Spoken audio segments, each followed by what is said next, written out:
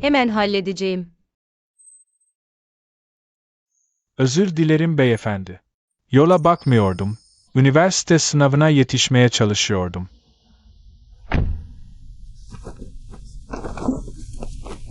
Yanımda fazla param yok. Size bir senet yazsam olur mu? Kırmızı parmalı verebilir. Aynı kırmızı iP'e sahip kadın.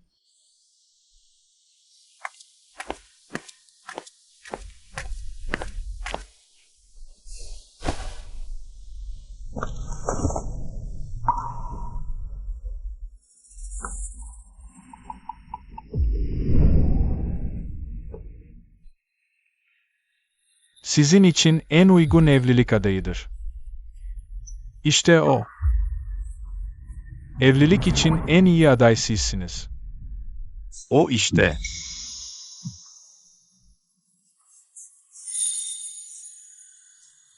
Tamam. Ödemene gerek yok. Hadi yürü git. Yolumu kapama. Özür dilerim. Gerçekten çok özür dilerim.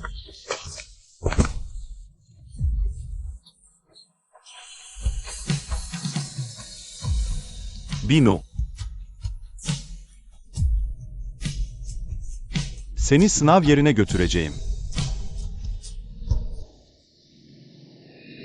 Zahmet verdim, beyefendi.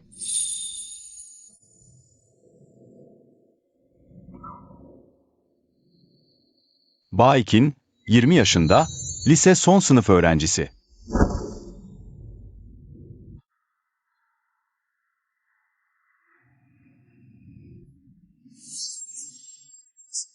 Başarılı, küçükken ailesi tarafından terk edilmiş. Büyükannesi tarafından büyütülmüş. Ağır hasta ve kör olan büyükannesine bakmak için 2 yıl okula ara vermiş. Bu yıl üniversite sınavına girecek. Sen ne yapıyorsun? Benim hakkımda bunları nasıl biliyorsun? Sen kimsin? Dur. İneceğim.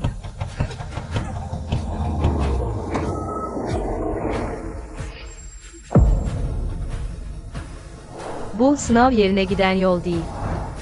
Sen gerçekten kimsin? Beni buraya neden getirdin? Sınavına başlamana 20 dakika var. Şimdi evlilik belgesini alırsak zamanında yetişirsin. Evlilik belgesi mi?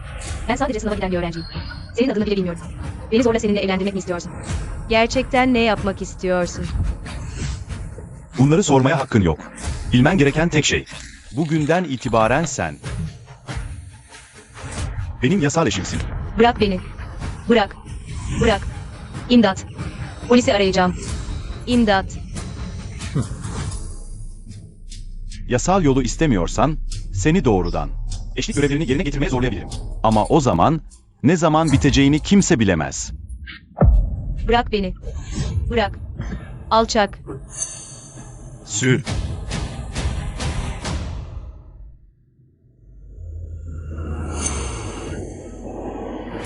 Çekil.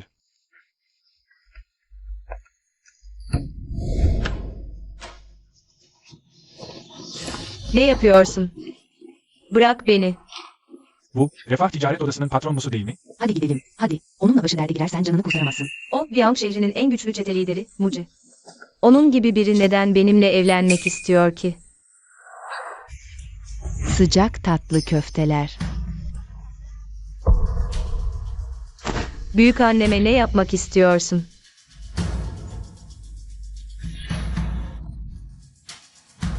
Büyükanneciğim, Efendim? bir kase tatlı köfte alayım. Hangi çeşitten istersiniz? Ben en tatlısından olsun. Tamam. Hemen size en tatlısından bir kase hazırlayayım. Büyükanneciğim, bu yaşınıza rağmen gözleriniz de görmüyor. Nasıl oluyor da teyze başında çalışıyorsunuz? Ailemiz fakir. Bir de torunum var. Birbirimize destek oluyoruz. O torunum öyle uslu, öyle akıllı ki her sınavda okul birincisi oluyor. Bugün de üniversite sınavına girdi. Benim bu yaşlı kemiklerim biraz zahmet çekse ne olur ki? Toprağa girmeden önce onun üniversite masraflarını biriktirmem lazım, değil mi? Büyükanneciğim, uzun ömürlü olun. Uslu torununuz da sizi elbette hakkıyla ağırlayacaktır. Değil mi? Teşekkür ederim. Dualarınız kabul olsun.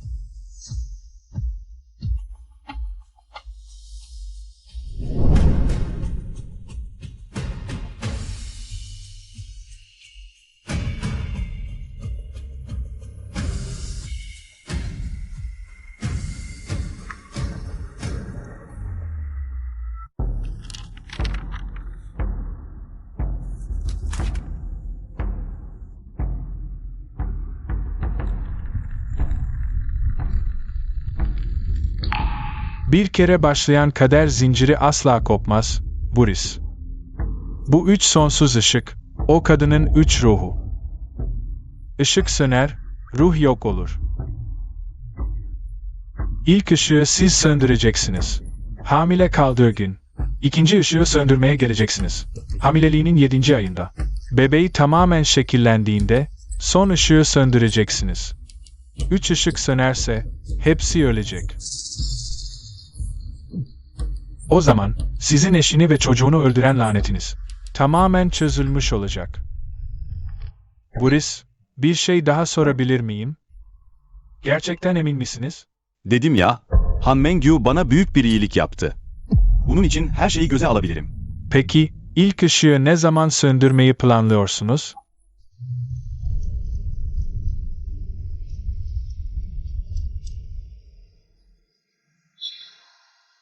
Bu gece.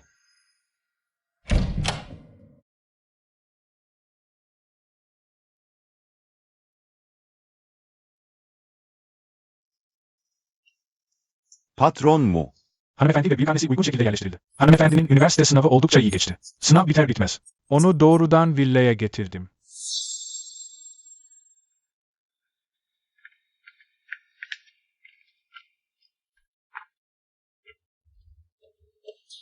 Ama hanımefendi içeri girdiğinden beri kendini yatak odasına kilitledi. Yemek yemiyor, çağrılarıma cevap vermiyor. Bu,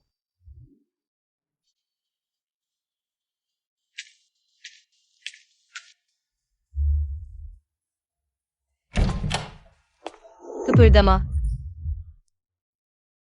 Neden benimle evlendiğini söyle. Bir şey yapmadan önce sonuçlarını düşünmeni tavsiye ederim. Soruma doğrudan cevap vermek istemiyorsan. Benimle boşanmaya gel. Yoksa Beni silahla tehdit eden ilk kişi sensin. önce sen benim ailemi tehdit ettin. Tekrar söylüyorum, boşanmak istiyorum. Refah Ticaret Odası'nın patronu olduğunu sanıp sana karşı koyamayacağımı mı sandın? Kıpırdama. Ne yapıyorsun? Bırak beni. Aslında bu gece biraz daha nazik olmayı planlıyordum. Ama görünüşe göre buna gerek kalmadı.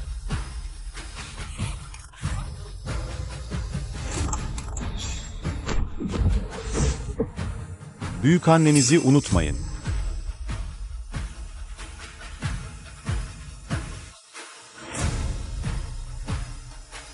Büyükannemden gelin için yapıldı. Bu geceden sonra senin olacak.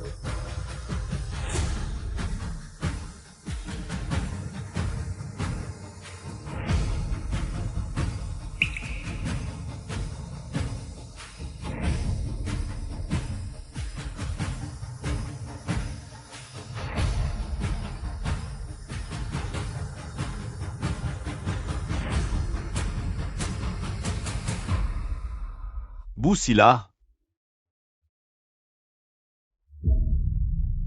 hiçbir zaman mermi doldurmam.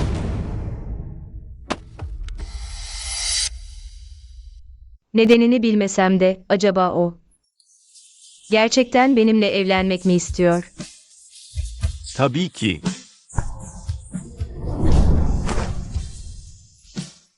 Biri, dokunmaması gereken birine dokunmadığı sürece.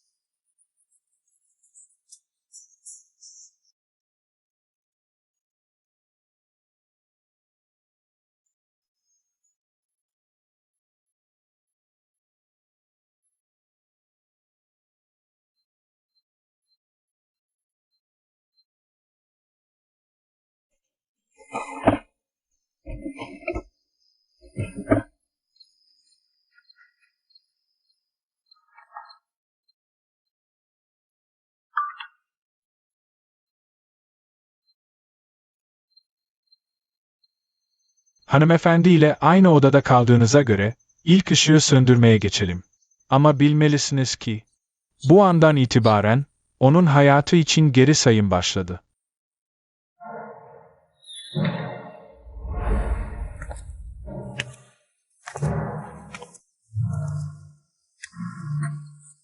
Acıtıyor.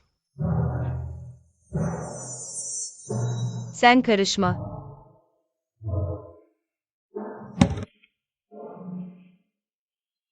Kıpırdama.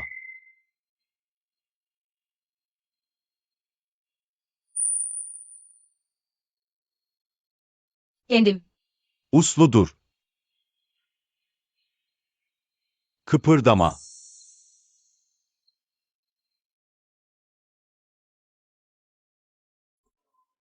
Neden seninle evlendiğimi merak ettiğini biliyorum. Ama şunu unutma. Benim işlerim, ne kadar az bilirsen o kadar iyi.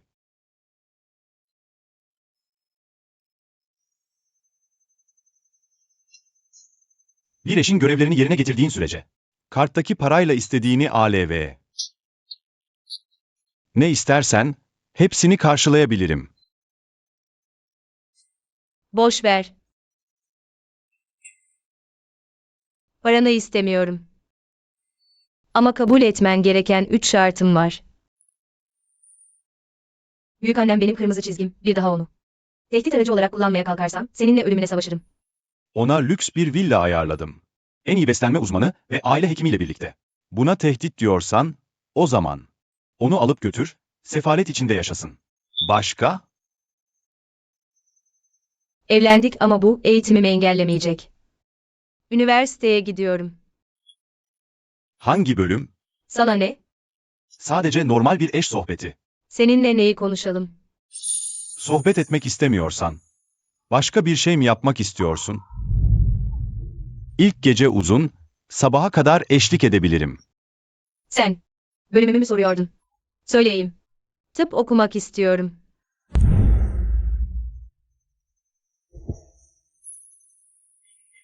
Tıp okumak, zengin bir hanımefendi olmak gibi değil. 10 yıl sürer, zorlu ve stresli bir iş. Bunun sana ne faydası var? Nasıl faydası olmaz? Bu benim hayalim. Siz zenginlerin. Hiç mi hayali yok? Sadece tıp değil, biyomedikal teori üzerine uzmanlaşacağım. Araştırma dünyasında bir otorite olacağım. Düşünsene, biyolojik teoriye küçük bir katkı yaparsam. İnsan ömrünü ortalama 0,1 yıl uzatabilirim. Dünyada 8 milyar insan var, toplamda 800 milyon yıl eder. Tek bir hayatım, 800 milyon yıllık bir değer yaratabilir. Bu nasıl anlamsız olabilir? Bu andan itibaren onun hayatı geri sayıma başladı. Ölmek üzere olan biriyle bunları konuşmamın ne anlamı var? Başka? İsteklerin? Bir de bir dahakine biraz daha nazik olabilir misin?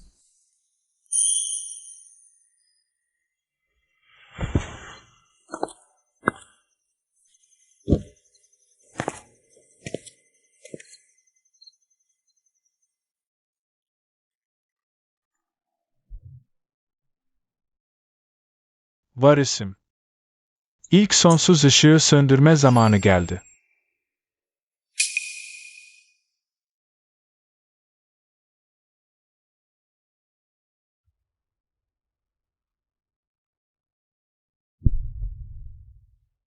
Bir dahakine daha nazik ol.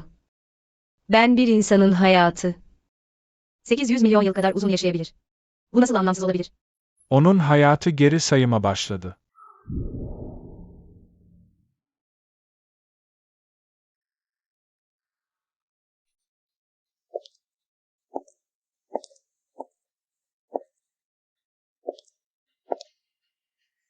Duydum ki yeni eşinle.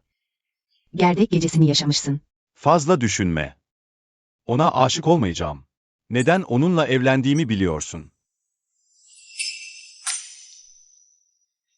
Kaderim lanetli. Eşimi ve çocuğumu öldürüyorum. Bu mesele çözülmeden Sana karşı en ufak bir saygısızlık yapmak istemiyorum. Bırak gitsin, Ci. Senin eşin olmayı ne kadar çok istesem de. Başka birinin hayatını neden riske atayım ki? Bana sadece gerçek bir kalp ver. Başka bir unvan istemiyorum.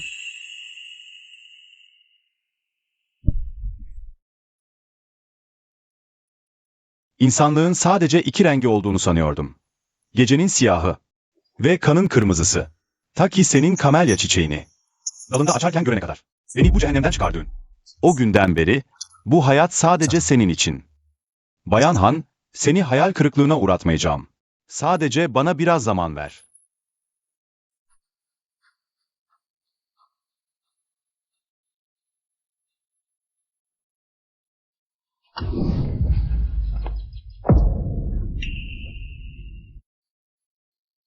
Hanımefendi, buyurun. Önce büyükanneye haber vereyim.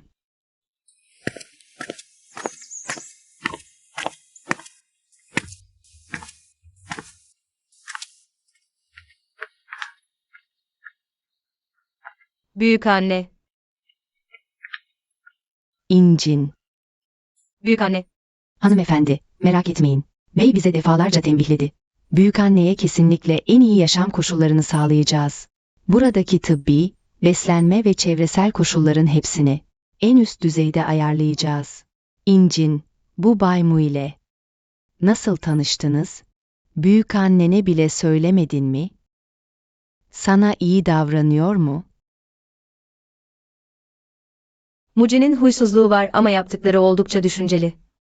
Acaba onu daha önce fazla mı kötü düşünmüştüm? Bana çok iyi davranıyor.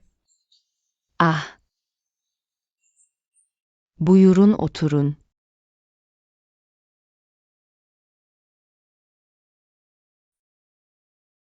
Hanımefendi, eminim merak ediyorsunuzdur. Bey, neden sizinle evlendi? Onların dediğine göre, beyin kaderi lanetli bir yalnız yıldız. Ancak sizin özel kaderiniz onunla evlenmeye uygun. Kaderi lanetli yalnız yıldız. Evet, onun bir çete lideri olduğuna bakmayın. Viang şehrinin milyarder en zengin insanı. Ama aslında, kaderinde, çok fazla felaket yaşadı. Zengin bir ailede doğmasına rağmen, bir köpekten bile daha kötü yaşadı. Gençliğinde, en güçlü ticaret odasına girip kanla el yıkadı. Kurşunları yemek niyetine yedi. Bugünkü konumuna adım adım, savaşa savaşa geldi. Bu yüzden, karakteri biraz takıntılı ve aşırı olabiliyor. Hanımefendi, lütfen ona biraz anlayış gösterin. Demek o da zavallı bir adam. Belki de o kötü huyları sadece içindeki iyileşmeyen yaraları saklamak içindir. Bey'in çocukluğundan beri bir evi yoktu. Her şeyi sertlikle halleder, duygularını ifade etmez. Ama aslında içten içe çok özlem duyuyor. Tamam bir aileye, hanımefendi, eğer gerçekten onunla bir hayat kurarsanız, bir de ona bir iki çocuk verirseniz, eminim ki sizi ve büyükannenizi asla ihmal etmez. Aynı yastıkta 1000 yıl yatmak gerek. İncin, bu mu beyle? Bir kader bağın varsa, onu iyi değerlendirmelisin. Ayrıca, büyükannenin yaşı da ilerledi. Torununun çocuğunu kucağına almak için sabırsızlanıyor.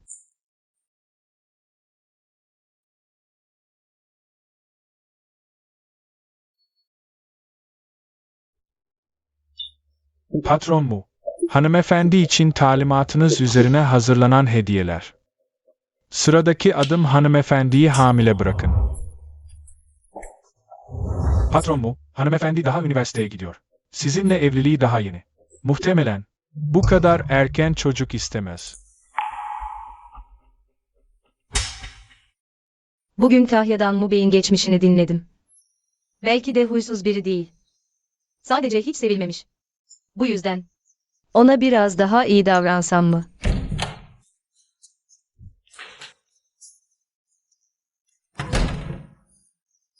Sen. Geldin mi?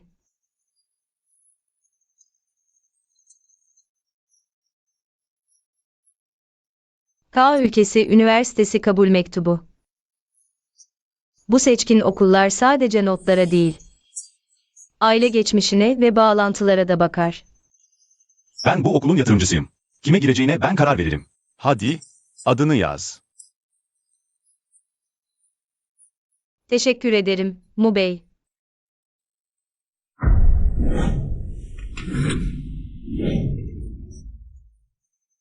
Bir şey soracağım. Çocukları sever misin?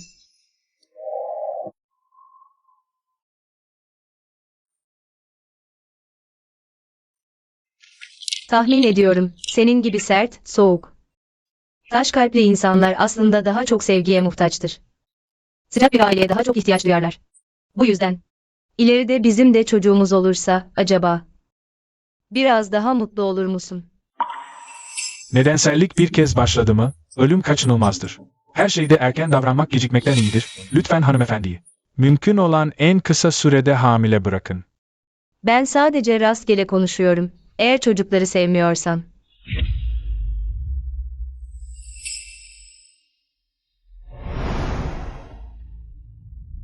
Şimdi.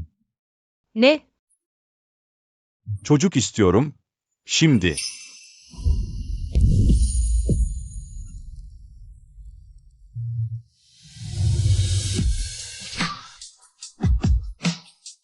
Bay Mu, ben hala üniversitedeyim. Belki birkaç yıl sonra.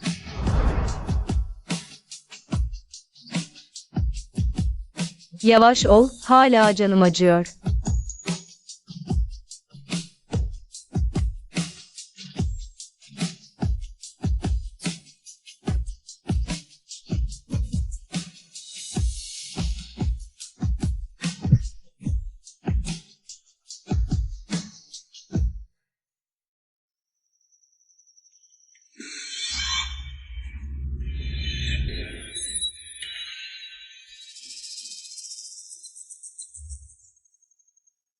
Ne oldu?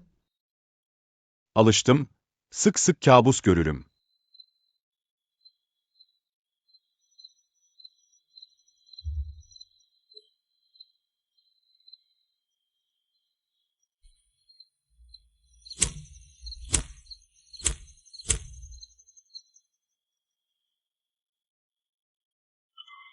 Bunu dene. Yastığın altına koy, çok rahatlatıcıdır.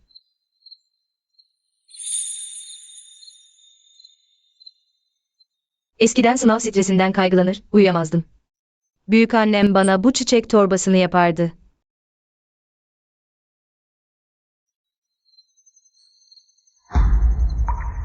Kamelya çiçeği. Evet, sen de kamelya çiçeğini seviyor musun?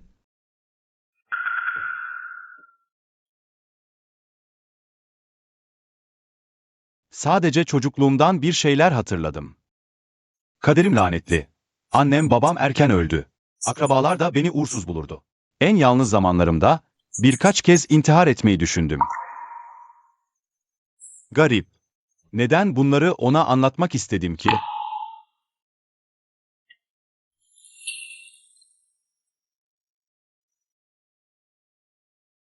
En azından, bundan sonra artık yalnız olmayacaksın. En azından. Ben varım ve gelecekteki bebeğimiz.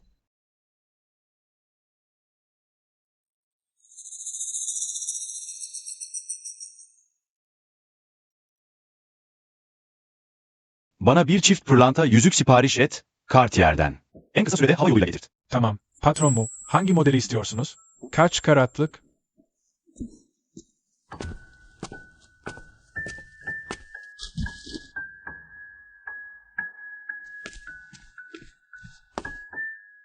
Hanımefendi, beyefendi dün gece çok yorulduğunuzu söyledi. Size iyi bakmamı istedi. Ah, bir de bu. Folik asit ve vitaminler, hamilelik öncesi beslenme takviyesi. Teşekkürler Bang anne. Rica ederim. Bu arada, patron mu? O uluslararası konferans. Ne zaman iptal etmek istersiniz? İptal edin. Karımla çocuk planlıyoruz.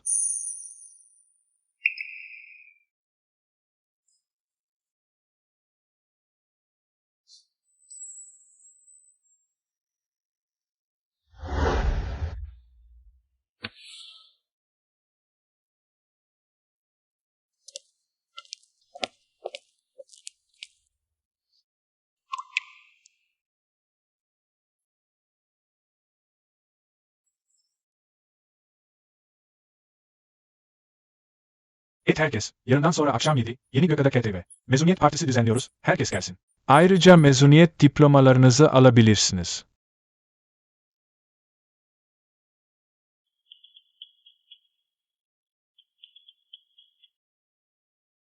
Alo, Neden izinsiz dışarı çıktın?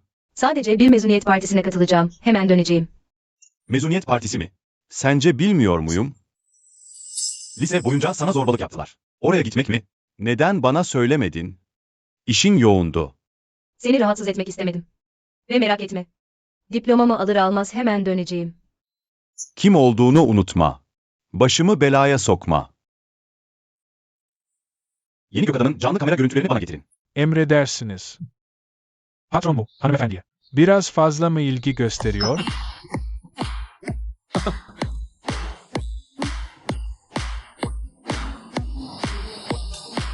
Yao Yao, elinde neden? Kırmızı bir ip var. Duymadınız mı? Viyang şehrinin en güçlü, en nüfuzlu adamı, Muji, evlenecekmiş. Adam kaderine inanıyormuş. Duydum ki, elinde kırmızı ip olan kadın onun eşi olacakmış. Sen sınıfımızın en güzelisin, üstelik bu aileniz. Refah Ticaret Odası ile proje işbirliği yapıyor. Patron Mu'nun eşi olmak sana nasip olacak. O zaman bizi unutma ha. Kızlar için, iyi sınav notundansa iyi evlilik daha iyidir. Bazıları, okul birincisi olsa ne olur? Yine de benden daha iyi değil. Mezun olur olmaz, zengin bir aileye gelin gidiyorum. Öyle değil mi? Süper zeki. Fazla hayal kuruyorsun. Ne demek istiyorsun?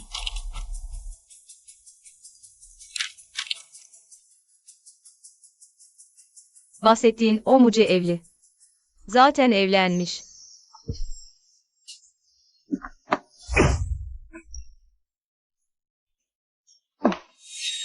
Bay Qin, ne saçmalıyorsun sen? Mezun olunca bizden uzaklaşınca. Söz dinlemeyeceğini mi sandın? Sana söylüyorum.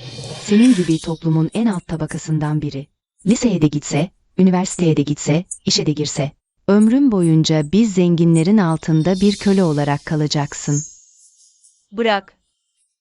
Bu diplomayı çok istiyorsun herhalde, değil mi? Peki, o zaman ben sana vermeyeceğim. Ne yapabilirsin ki?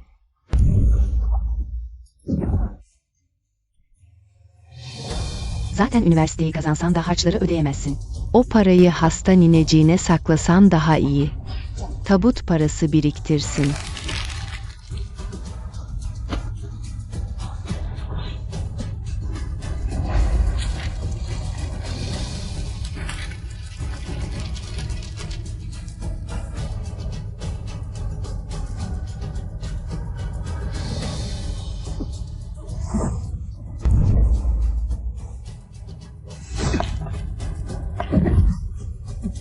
Ne yapıyorsun? Folik asit. Aman tanrım, folik asit. Bu doğum kontrol hapı değil mi? Bunu neden alıyor? Görünüşe aldanmamak lazım. Senin gibi örnek öğrenci. Gizlice yaşlı adamların metresi olup çocuk yapıyormuş. Böyle bir şey yapmış. Aynen öyle. Hem de örnek öğrenciymiş. Saçmalama.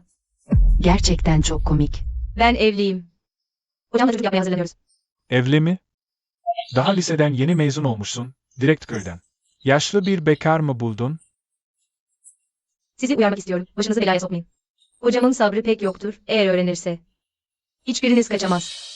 Kaçamazsınız. Gerçekten görmek istiyorum. Bu yaşlı fakir herif nasıl olacak da? Kimseyi kaçırtmayacak. Zaten hamile kalmaya hazırlanıyorsun. Kimden olduğu fark eder mi? O yaşlı fakir herif seni tatmin edebilir mi? Belki. Ben size yardım edeyim. Ölümü arıyorsun. Vay canına. Tutun onu. Çok havalıydın değil mi? Bugün. Beyefendi sana güzelce hizmet edecek. Bugün kesinlikle benim tohumumu taşıyacaksın.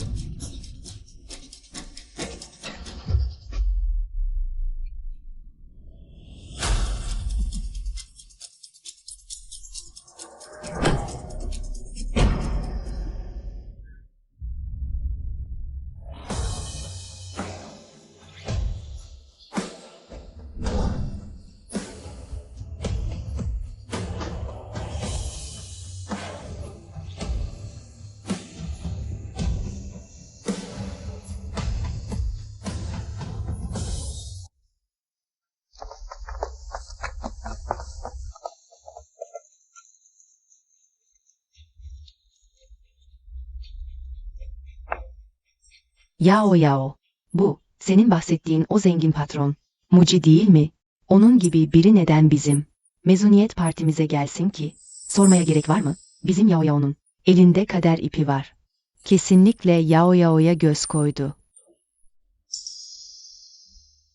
Patron mu? Siz nasıl olur da böyle alçak gönüllülük edip bizim bu sınıf arkadaşları buluşmamıza gelirsiniz? Yeni Galaksinin canlı kamera görüntülerini bana getirin. Bu ne çöp böyle?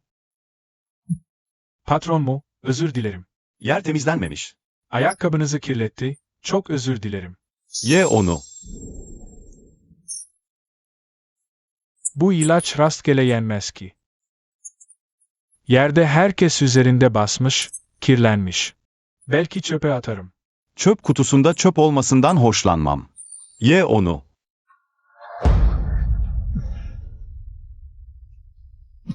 Yiyorum. Hayır.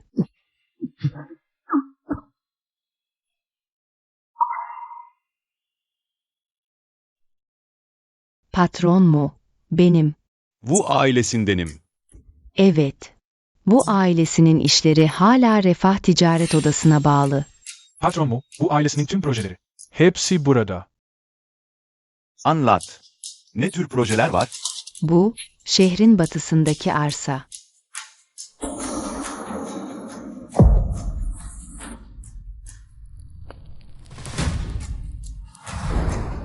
Başka?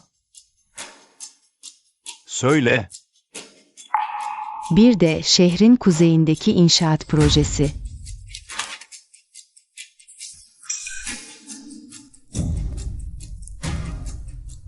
Daha?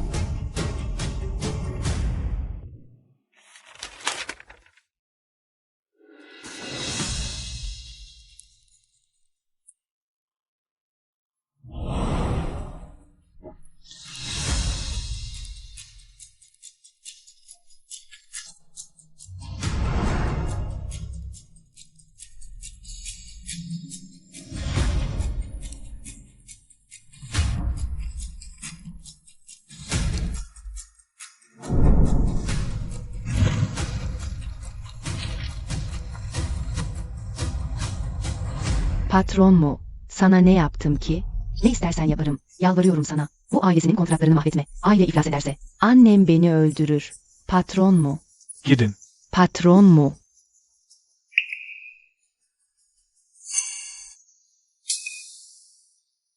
Ziyaretinizi beklemiyorduk. Ağırlayamadık, sizi kızdırdık. Bu ölüler de kim? Hemen patron muya içki getirin. Patron mu, özür dilemek için. Size köle olurum, en sadık köpeğiniz olurum. Ne dersiniz? Köle mi olacaksın? Refah Ticaret Odası'na katılmak mı istiyorsun? Evet, evet. Rüyalarımda bile görüyorum. Odanıza katılmayı. Ama gereksinimlerimize uygun değilsin gibi görünüyorsun. Ne istiyorsunuz? Söyleyin. 4 uzvu da sağlam olacak. 4 uzvu da sağlam mı? Patron mu? Çok şakacısınız. Patron mu? Bana acıyın. Size ne yaptım ki? Yalvarıyorum. Hayatımı bağışlayın. Bu köpek hayatımı. Patron mu? Patron mu? Patron mu'nun bu hali?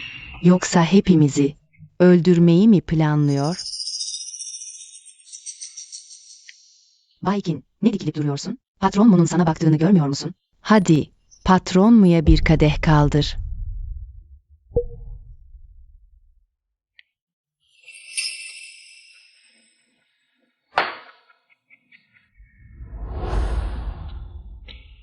Unuttun mu? Son zamanlarda çocuk planı yapıyoruz. Hanım, Yok, öyle değil.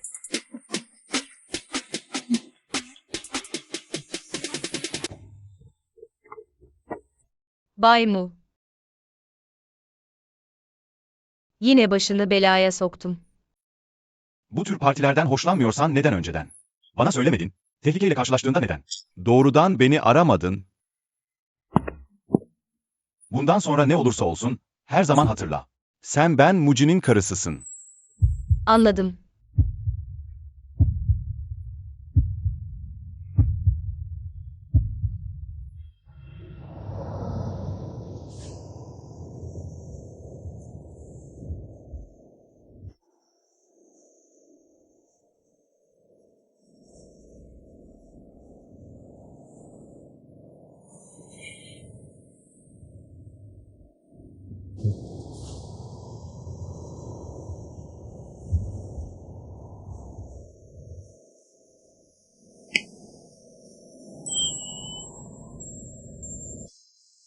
Nişan yüzüğü.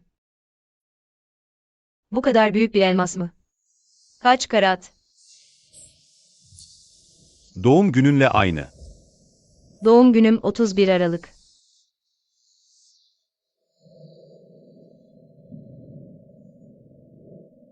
Dene bakalım. Beğenecek misin?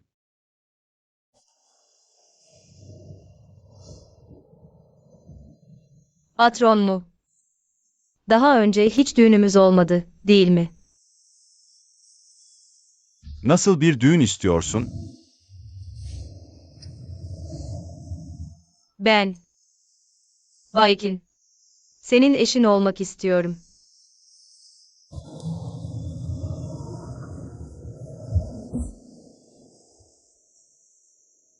Söyle hadi. Düğün yemini ediyor sanki. Ben, Muci, senin kocan olmak istiyorum. Bugünden itibaren, iyi gününde de kötü gününde de. Zenginliğinde de yoksulluğunda da. Sağlığında da. Seni hep seveceğim, koruyacağım. Ta ki ölüm bizi ayırana kadar. Bir ışık sönerse bir ruh yok olur. 3 ışık da söndüğünde. Can da ruh da yok olur. 2 can birden ölür. Ta ki ölüm. Bizi ayırana kadar.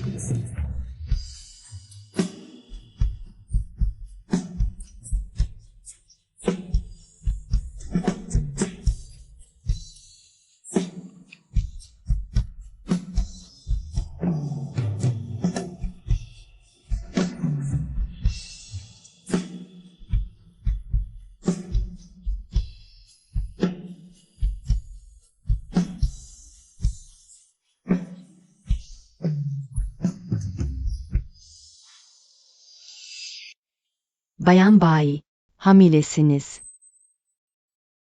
Bugünün bu kadar çabuk geleceğini hiç düşünmemiştim. Muci'den okuluma ara vermemi isteyeceğim. Çocuğu doğurduktan sonra üniversiteye devam ederim.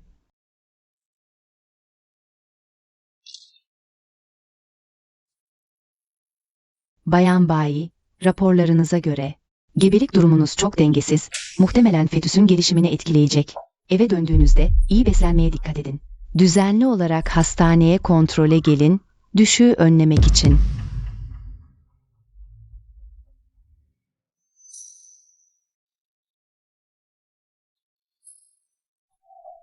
Hanımefendi hamile olduğuna göre. Boris, lütfen ikinci ışığı söndürün.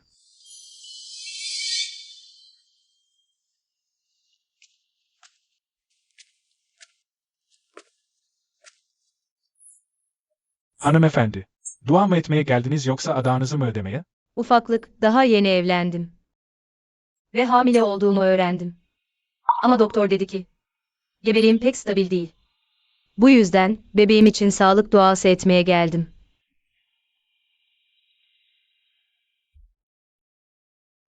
Hanımefendi, önce 3 kez eğilin, sonra Bodhisattva'ya tütsü yakın.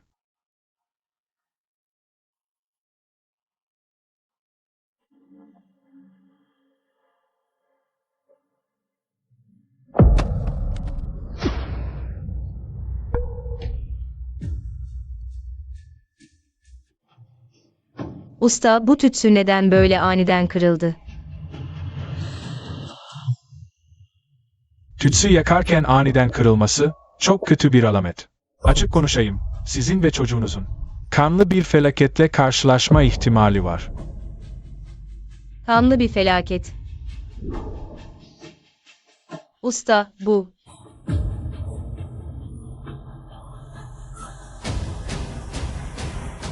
Peki şöyle yapalım. Doğum tarihinizi ve saatinizi verin, size detaylı bir fal bakayım. Tamam.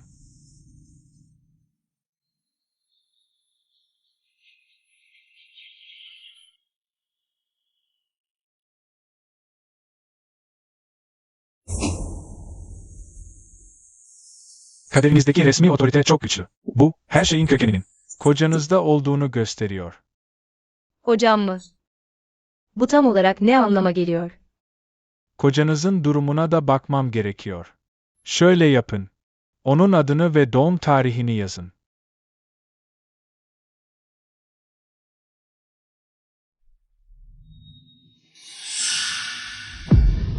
Mu. Kocanız. Muci mi? Çıkın. Çıkın dışarı. Bu işe bakamam ben. Hemen çıkın.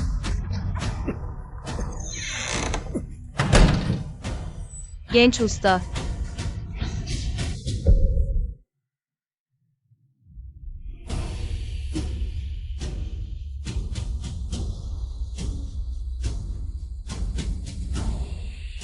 Kanlı felaket. Hocamla mı ilgili?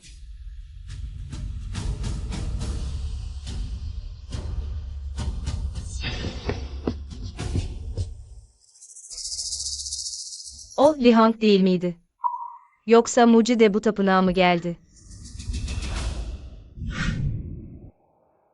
Bu resim, bu ikinci ışık söndüğüne göre.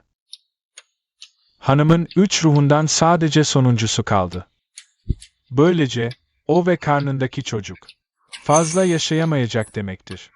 Sizinle Han Mengyu arasındaki kader bağı da böylece güçlenecek.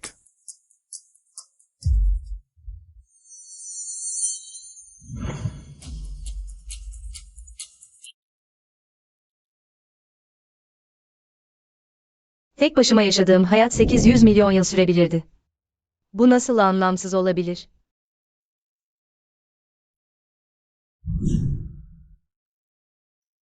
Neden tereddüt ediyor? Yoksa o kadına karşı hisler mi beslemeye başladı? Acı, ona aşık mı oldun? Bana asla ona aşık olmayacağına söz vermemiş miydin? Onunla evlenmen umurumda değil. Onun kimliğini açıklaman umurumda değil. Onu şımartman, koruman umurumda değil. Onunla çocuk yapman umurumda değil. Umurumda değil. Ona verdiğin her şey. Ben sadece senin gerçek kalbini istiyorum. Ama sen gerçek kalbini bile ona verdin.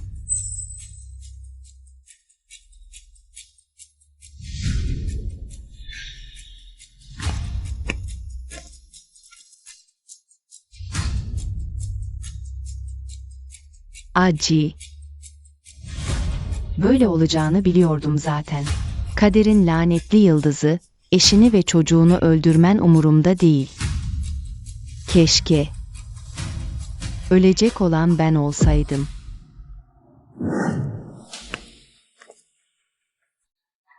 Boris, lütfen çabuk karar verin. Evlendiğiniz günden beri, kaderinizdeki sebep o sonuç. Artık geri döndürülemez. Eğer Baykin'i öldürmezseniz, siz ve Han ailesinin kızı, bunun bedelini ödersiniz.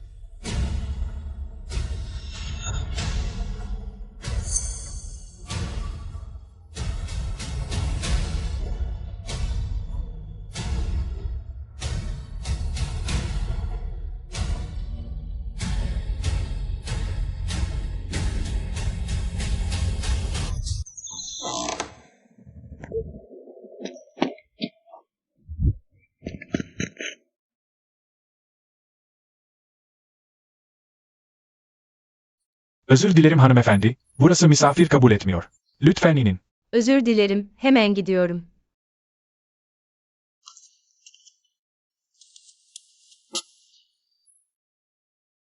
Efendimiz hamileliğinin 7. ayına girdiğinde, Vuris. Bu son ışığı söndürmek için geri gelin.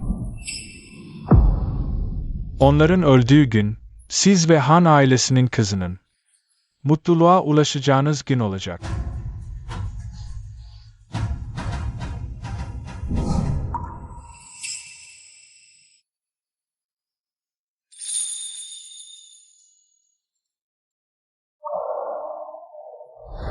Bu kamelya ağacının dilekleri özellikle gerçekleştirdiği söyleniyor.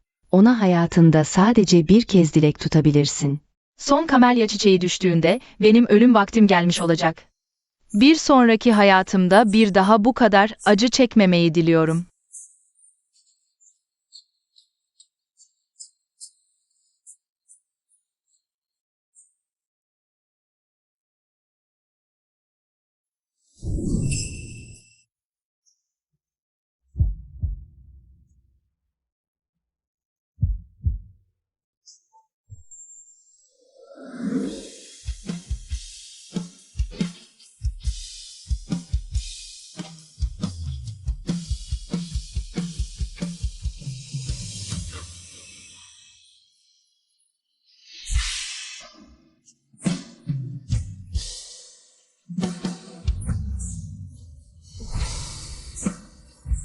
Eğer hayatta sadece bir dilek tutabilseydim.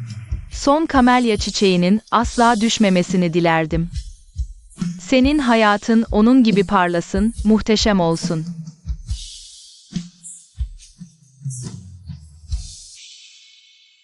Aci, bahsettiğin o dilek tutan kız. Onu bulduk. O, zengin Han ailesinin kızıymış. Han Hanım, dileğin için teşekkür ederiz. Şimdi sıra sende. Ne istersen yerine getireceğim. Benim tek dileğim. Senin eşin olmak.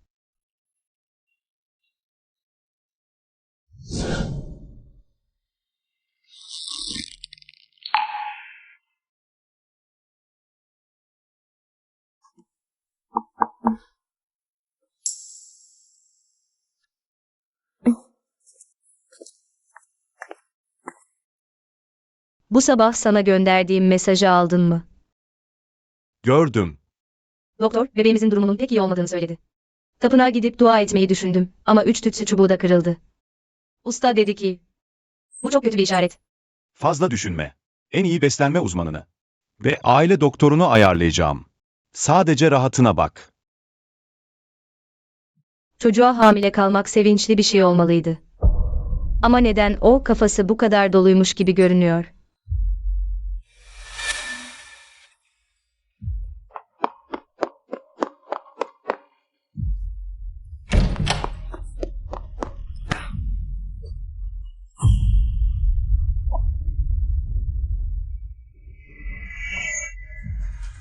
Baikin.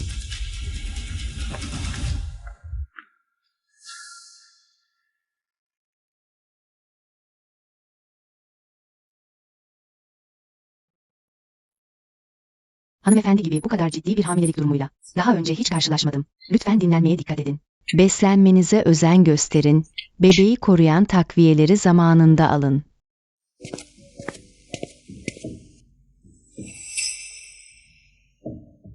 Siz kaderi lanetli yalnız bir yıldızsınız. Bu cenin, dünyaya gelmemeliydi.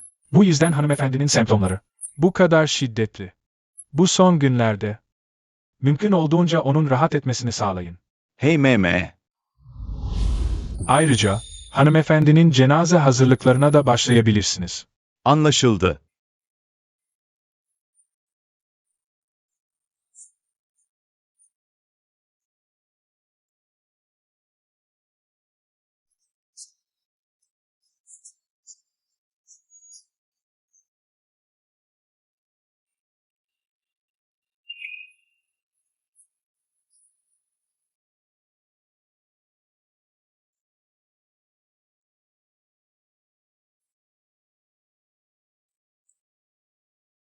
Belki de tapınakta söylenenler hep batıl inançlardır.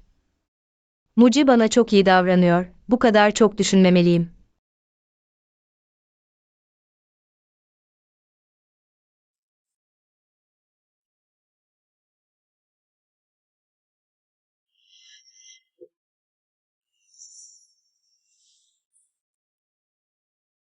Daha iyi misin? Tam da sana siyah tavuk çorbası pişirmiştim. Şimdi ılık hale geldi.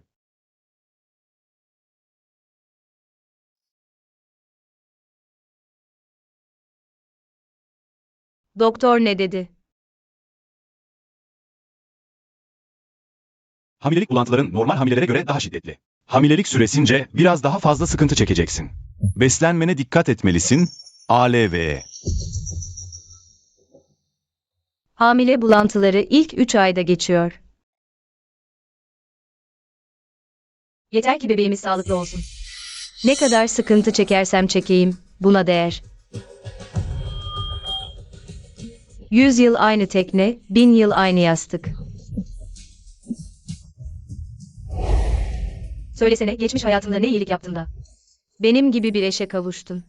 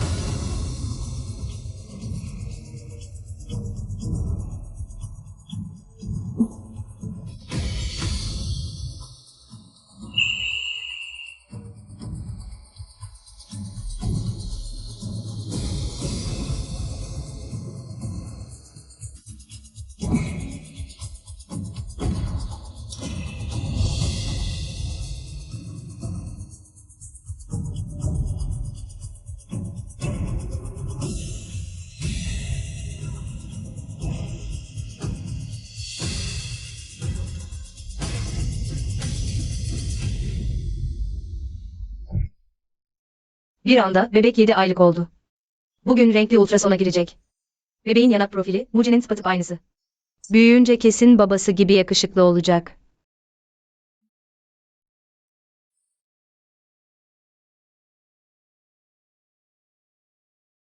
Ne yazıyorsun?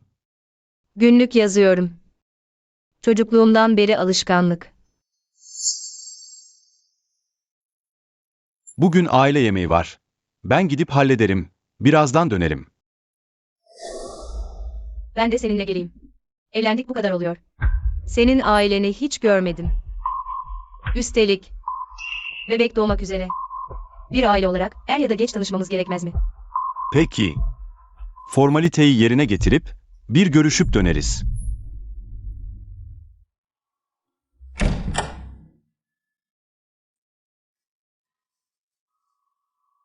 Patron mu?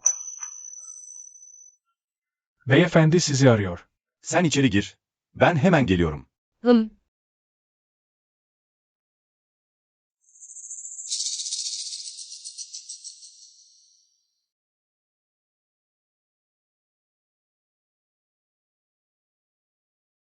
Bu resim, hatunun hamileliği 7 ayı buldu. 7. aydaki bebek artık şeklini ve ruhunu kazanmıştır. Sonsuz ışığı söndürmenizin vakti geldi.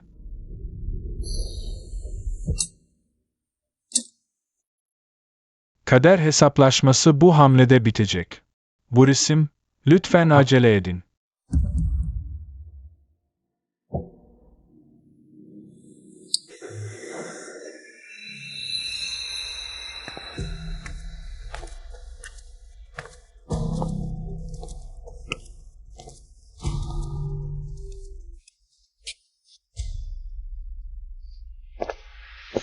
Hey.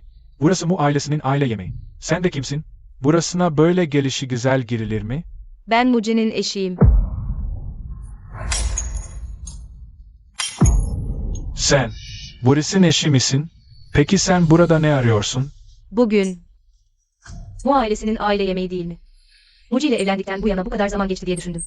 Artık büyükleri bir ziyaret etmek gerekir. Muci size söylemedi mi? Tamam, gir içeri.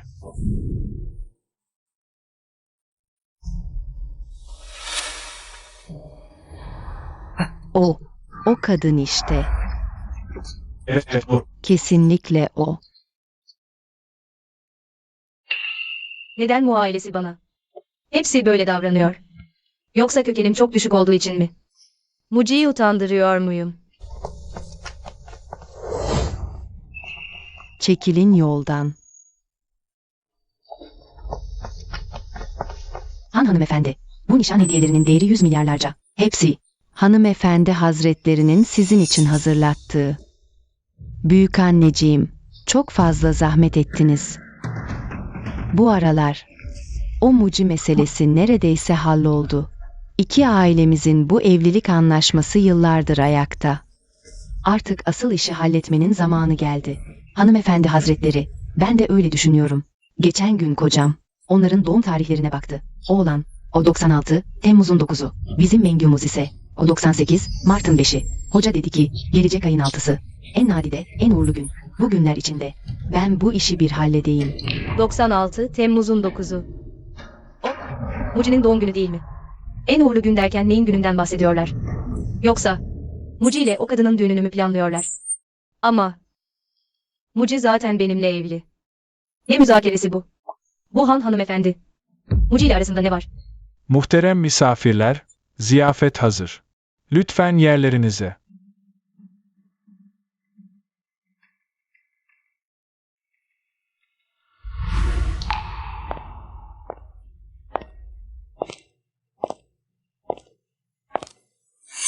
Sen Muci'nin o karısısın, değil mi?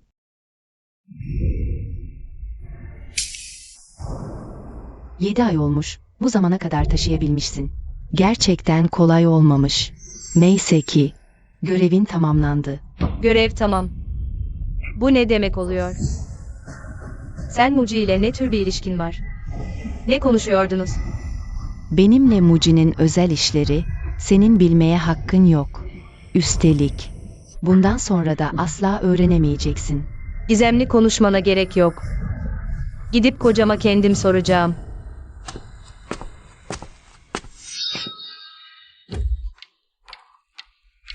Alo, Muci. O kadının hamileliği neredeyse 7 ayı buldu. Değil mi? O halde bu 3. ışık. Son zamanlarda çok meşgulüm. Ayrıca, bu benim özel meselem. Sorma hakkın yok.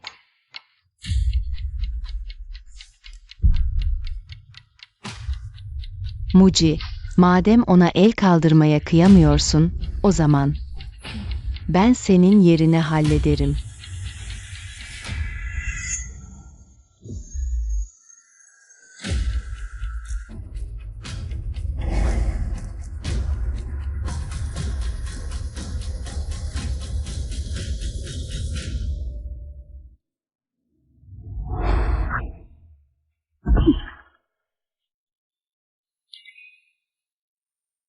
Muci. Muci.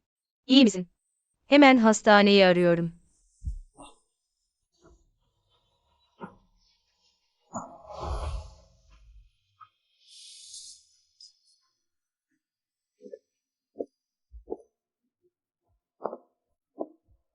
Sen sadece benim günah keçimsin. Muci ona bu kadar sahip çıkıyor mu? Bay Kin, sen sadece ölmeden önceki son parıltısını yaşayan bir ölüsün. Benimle neyi paylaşmaya çalışıyorsun?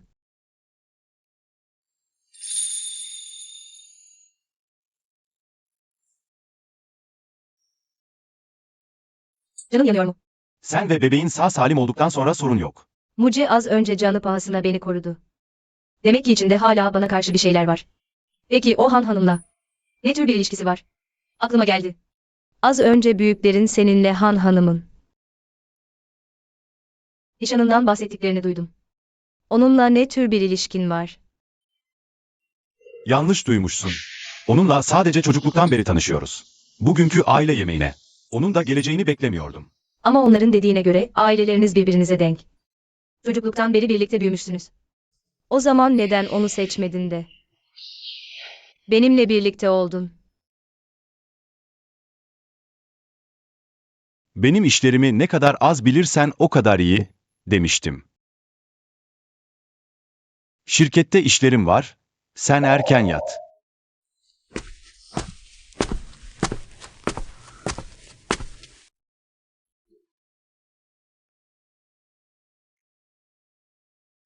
Muci'nin seninle neden evlendiğinin gerçeğini öğrenmek ister misin?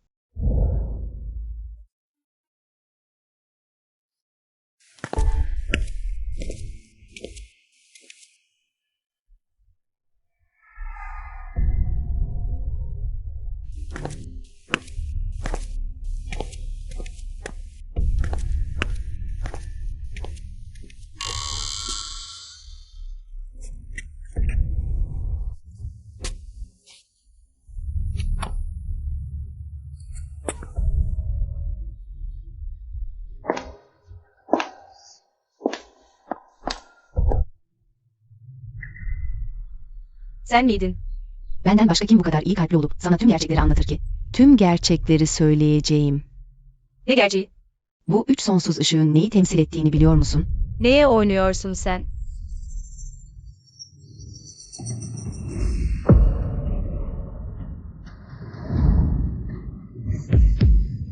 Acı gibi, toplumun en tepesindeki bir adamın senin gibi.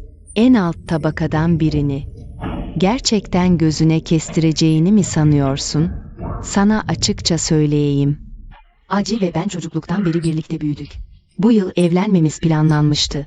Ama ne yazık ki, Aci'nin kaderi lanetli yalnız bir yıldız. Kaderinde bir eşi ve bir çocuğu. Öldürmek yazılı. Bu yüzden Sen ve çocuğun kanlı bir felaketle karşılaşabilirsiniz. Kaderinde çok fazla yıkım işareti var. Bunun kaynağı kocanın kendisinde. Kanlı felaket.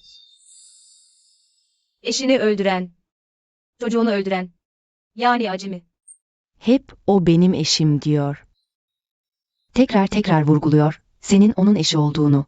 Bunların hepsi, senin benim yerime ölmeni sağlamak için. Sadece şunu bil. Bugünden itibaren.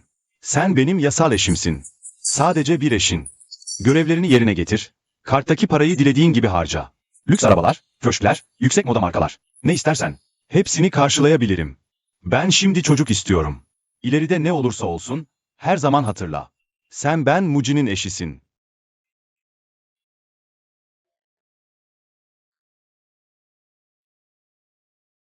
Patron çok takıntılı, sevgilisi için her şeyi yapar. Her şeyi feda edebilir sevdiği kadın için ve sen o feda edilensin. Nasıl olur? Bu imkansız. Ben ve bebeğim. Patron mu? Nasıl yapar? Nasıl? Hala inanmıyor musun? O zaman sana söyleyeyim. Bu üç sonsuz ışık, senin üç ruhun.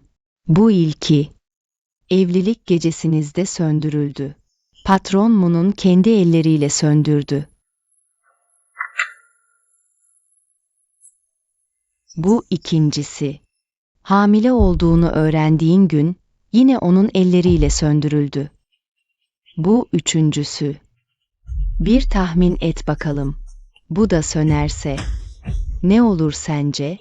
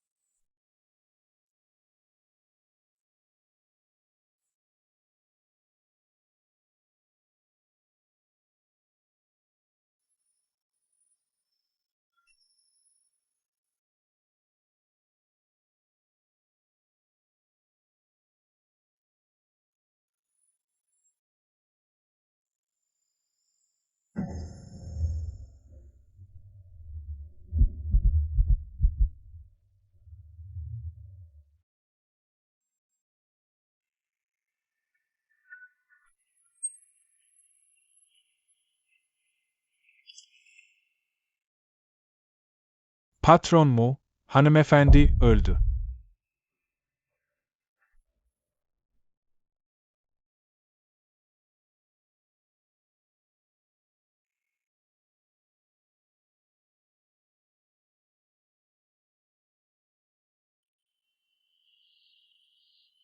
Patron mu, hanımefendi.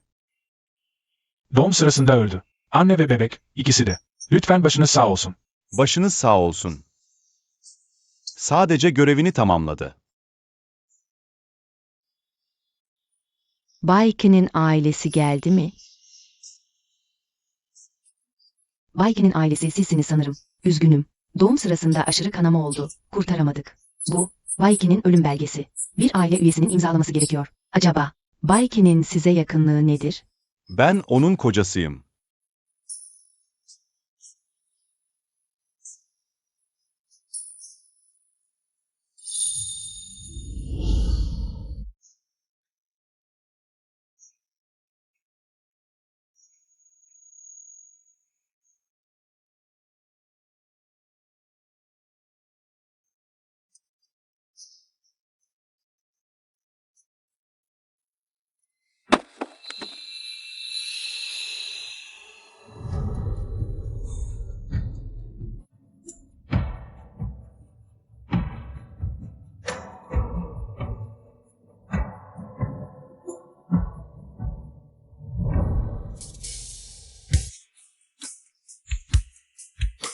Aslında sadece sıcak bir yuvaya ihtiyacın var.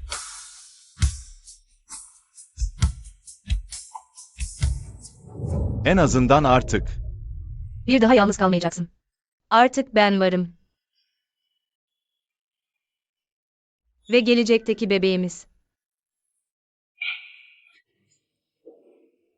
100 yılda bir aynı tekneye, 1000 yılda bir aynı yastığa kavuşulur.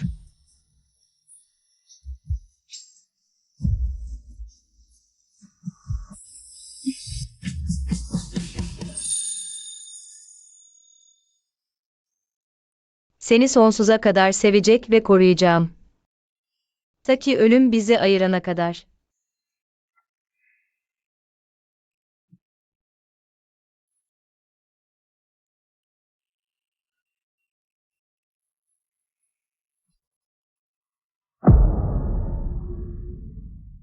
Patron Mu. Hanımefendinin büyükannesi. Hanımefendiyi Mu aile mezarlığına gömmemize izin vermiyor. Cesedi ısrarla kendisi aldı. Arada bazı anlaşmazlıklar çıksa da, hesabına 10 milyon lira tazminat yatırdık. Elimizden geldiğince onu rahat ettirmeye çalıştık. Hanımefendinin bu kişisel eşyaları. Şimdi imha edilsin mi?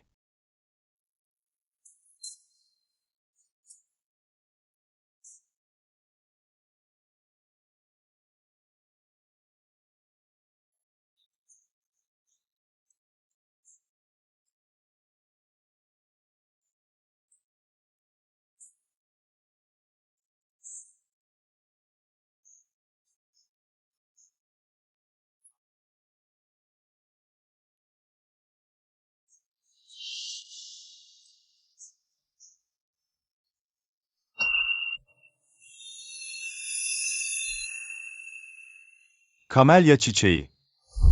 Sen de kamelya çiçeğini mi seviyorsun?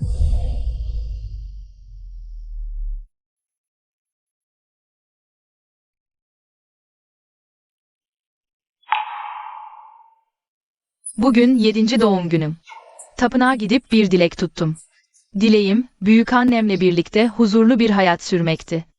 Ama sonra bir dilek kağıdı gördüm.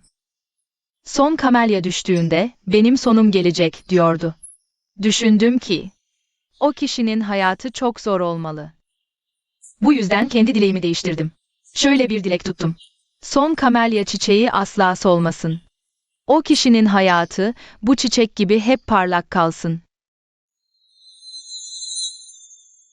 Demek bana hep yalan söylemişler.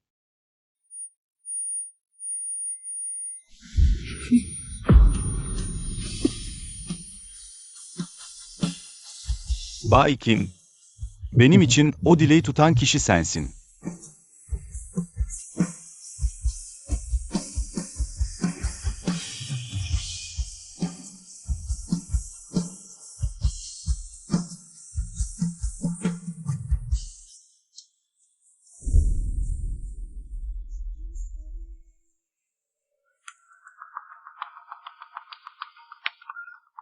Patron Mu, gerçekler. Tamamen ortaya çıktı. O yıl dilek tutan kişi. Gerçekten de hanımefendiydi. Han Mengyu hanımefendiye gelince.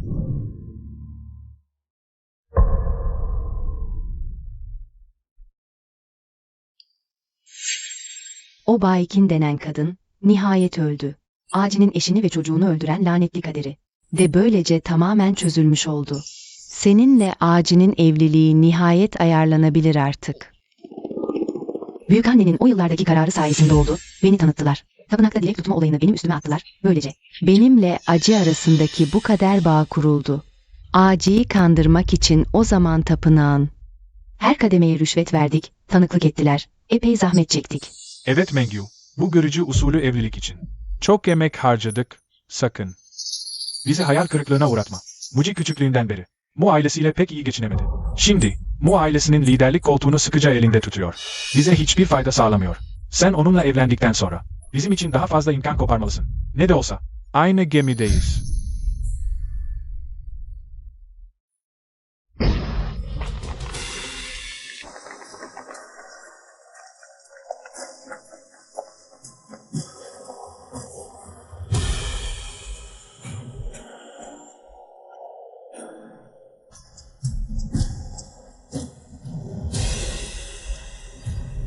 Aynı gemideyseniz, o zaman hep birlikte inin. Ve hanımıma eşlik edin. Acı, ne yapıyorsun sen? Lanet olası. Mengyu senin nişanlın. Biz senin aileniz. Sen böyle.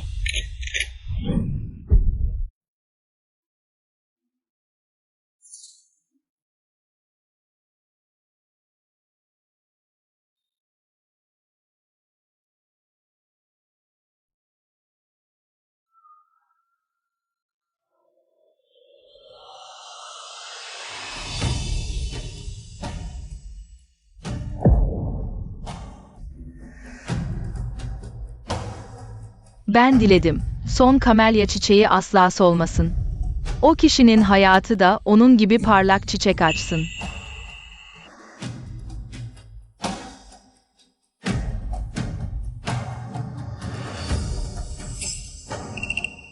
İncin. Hepsi büyükannenin yaptığı hatalar. Büyükanne, seni bu cehenneme sürüklememeliydim. Yaşlı hanım, bu bir mucize. Torununuz hayata döndü. Ne diyorsunuz? Torunumuz kesinlikle her zaman iyilik yapıp iyi kader biriktirmiş. Böyle bir mucize büyük bir şanstır. İncin.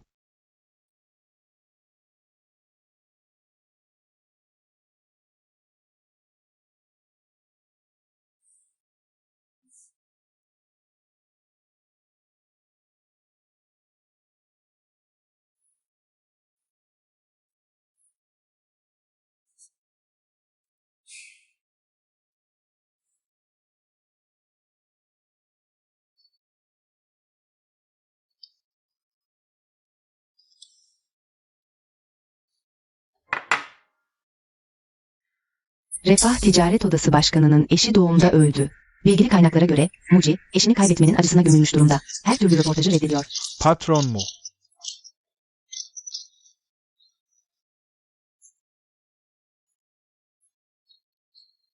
Eşini kaybetmenin acısı. Hep söylerdi, senin kocan olduğunu. Tekrar tekrar vurgulardı, senin onun karısı olduğunu. Hepsi sadece benim yerime ölmen içindi.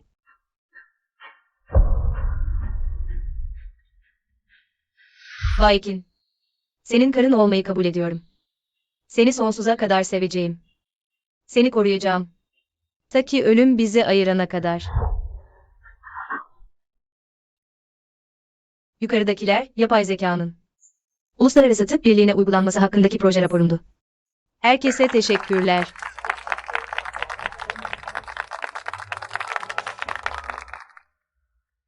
Viking arkadaşımıza teşekkür ederiz. Hepimize getirdiği harika sunum için. Şimdi sıra bende. Tıp bölümümüzün en iyilerine yakışır bir özet. Mezun olur olmaz bu kadar önemli bir projeye katılabiliyorlar. Teşekkür ederiz. Gerçekten de çok uyumlular. Tekrar herkese teşekkür ederiz. Tekrar teşekkür ederim.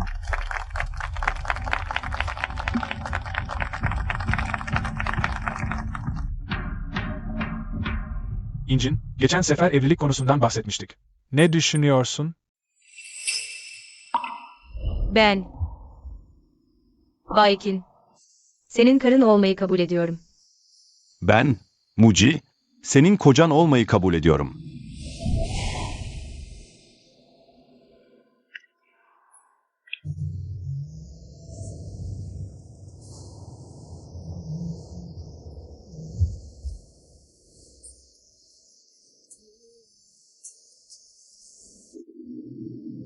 O hep, ben senin kocanım diyordu. Tekrar tekrar vurguluyordu, sen benim karımsın diye. Hepsi sadece, senin benim yerime ölmeni sağlamak içindi.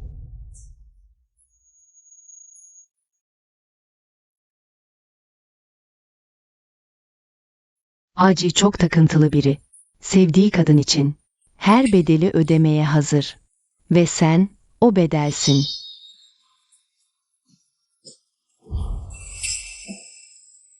Rengu, bu yıllardır bana gösterdiğin ilgi için teşekkür ederim. Ama sen de biliyorsun. Başarısız bir evlilik geçmişim var. Bu yüzden tekrar kabul edip edemeyeceğimi bilmiyorum. İncin. Geçmişin umurumda değil. Fazla da düşünme. Artık genç değiliz, ailelerimiz de baskı yapıyor. Evlendiğimizde, hayat normale döndüğünde, eski şeyler zamanla unutulur.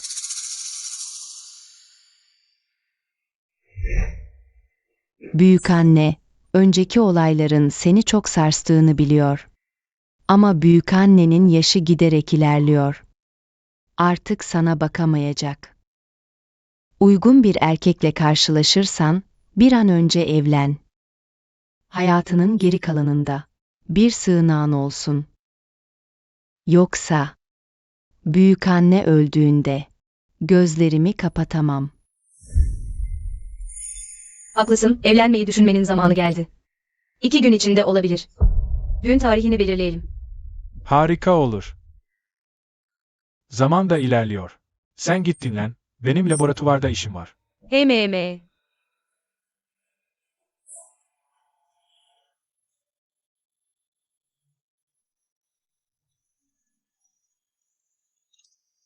Alo, manevi baba, ben Renvu. Hey meme. Evleniyorum. Düğünüme gelmenizi istiyorum.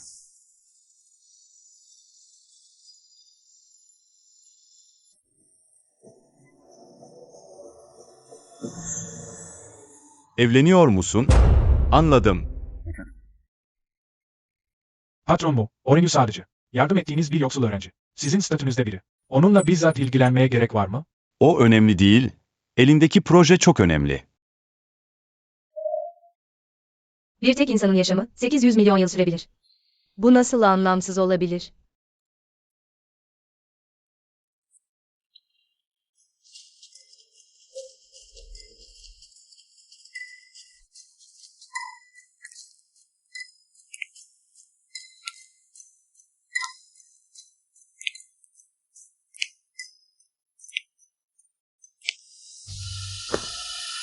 Manevi baba, siz nasıl bizzat geldiniz? Çok naziksiniz. Yine patron Moody'ye hitap edin lütfen. Geçmişte ailem zor durumdaydı. Siz tıp fakültesine girmemi ve doktoraya kadar okumamı finanse ettiniz. Siz benim ikinci ebeveynimsiniz. Size manevi baba demem.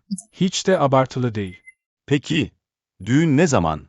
Yakında, 1 ay kadar kaldı. İşte nişanlımı gelinliğini denemeye getirdim. Nişanlın mı? Telefonda bahsettiğin. Tıp üniversitesinin kampüs güzeli mi? Ne şanslıymışsın. Rengu, denedim.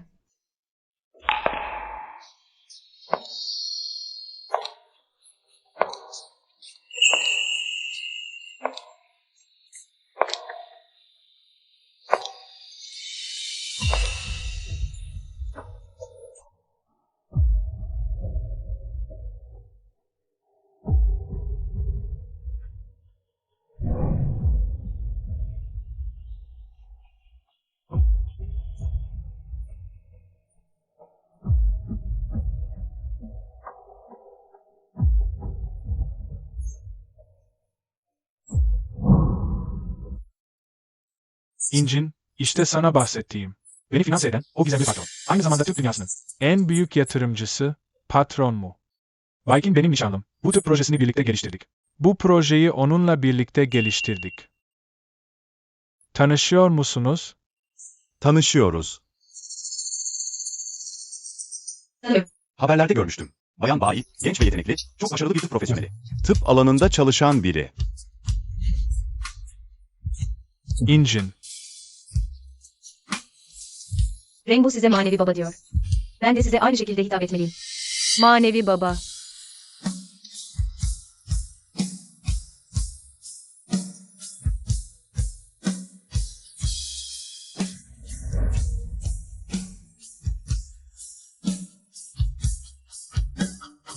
Neden?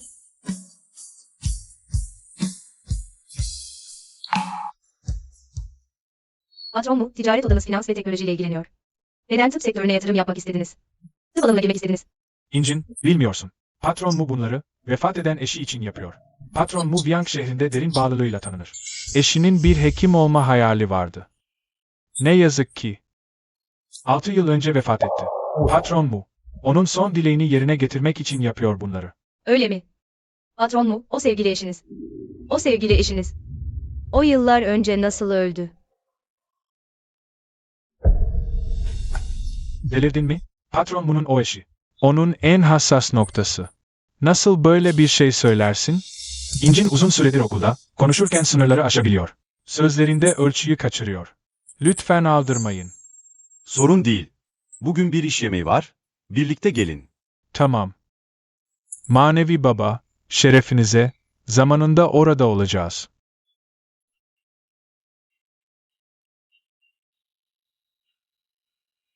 Gitmeyecek misin demek istediğin ne? Neden gitmiyorsun? Gitmek istemiyorum. İncin, orası Refah Ticaret Odası'nın yemeği. Toplumun önde gelen isimlerinden kimler olmayacak ki? Bu, bağlantı kurmak için harika bir fırsat. Hem de, kuru baba diye ağzında tüy bitti. Patron bunun ilişkisini ancak böyle kurabildim. Şimdi onun davetini reddetmek, onun yüzüne tokat atmak gibi olmaz mı? Rengu. Kendimi iyi hissetmiyorum. Gitmek istemiyorum. Benimle evine gidelim. Dinlenmek istiyorum. Peki, tamam. Eve gidiyoruz. Bu resim, falınız gösteriyor ki, eşinizi öldüren lanetiniz ortadan kaldırıldı. Hanımefendi neden hayatta? İyilik yaptığı için şansı ve ömrü geniş. Yani demek istiyorsun ki, onunla tekrar birleşirsem, ona hiçbir zarar vermeyecek, öyle mi? Kesinlikle öyle. Ancak 6 yıl önce olanlar hanımefendiyi derinden yaraladı. Muhtemelen içinden. Bu engeli aşamıyor. Kabul etmesi çok zor olabilir. Dileğim, son kamelya çiçeği asla solmasın. O kişinin hayatı, onun gibi açsın.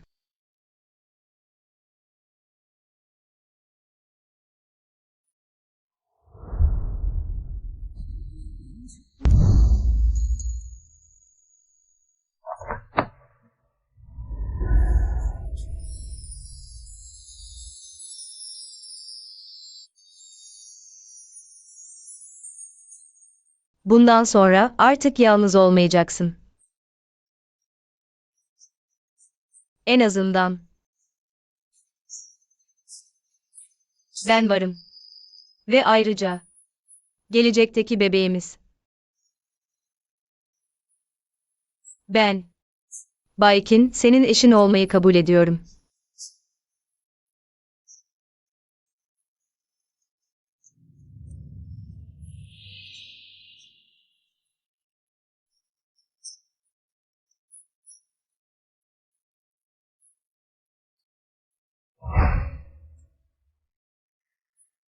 Kader seni tekrar karşıma çıkardı. Bu hayatta bir daha asla gitmene izin vermeyeceğim.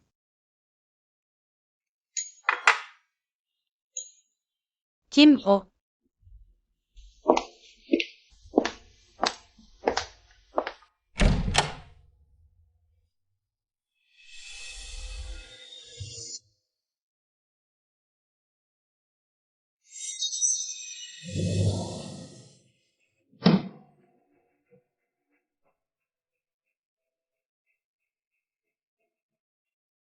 Kim o? Manita babam. Sizi buraya ne rüzgar attı? Bay Hanım'ın gelinlik mağazasında bir şey kalmış. Yol üstü olduğu için getirdim.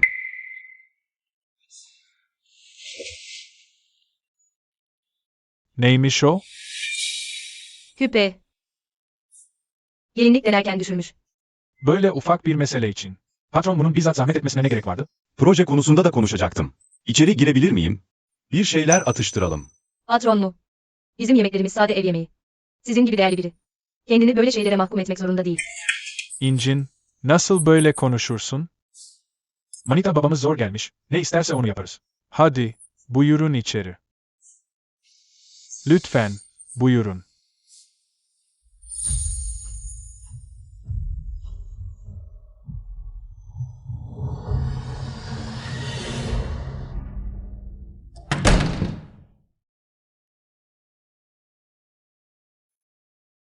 Birlikte mi yaşıyorsunuz? Hayır, henüz değil. İncin yurtta kalıyor. Arada bir evime geliyor. Evlenmeden birlikte yaşamak istemiyor. Evlilik öncesi muhafazakar, evlendikten sonra açılır. Ben de karımla evlendiğimizde. Bütün gece uyumazdık. Yüzünün kızarmasını, gözlerinin dolup sesinin titreyerek bana yalvarmasını seviyordum. Bay hanım, buyurun oturun da yemeğe başlayalım. Otur. Shao, yeteneğin konusunda hiç şüphem yok. Neyse ki Güney Sınır Bölgesi'nde bazı tıbbi işletmelerim var. Seni oraya gönderip onları devralmanı istiyorum. Manavım, bana bu kadar güvendiğiniz için minnettarım. Kesinlikle. Güveninizi boşa çıkarmayacağım. Sadece Güney Sınır Bölgesi'ne gidip işleri devralmak, muhtemelen 3-5 yıl. Evden uzak kalmak demek. Değil mi? Evet, gitmek istemiyor musun? Hayır, hayır. Cesaret edemem. Manavım, sizin her türlü düzenlemenize uymaya hazırım. Ama Kincim'le henüz evlenmeye hazırlanıyoruz. Eğer 3-5 yıllığına gidersem, evde ona kimse bakamaz. Gençler önceliği kariyerlerine vermeli. Bayan Bay konusuna gelince, ona ben bakacağım, merak etme. Midem rahatsız, yemeyeceğim.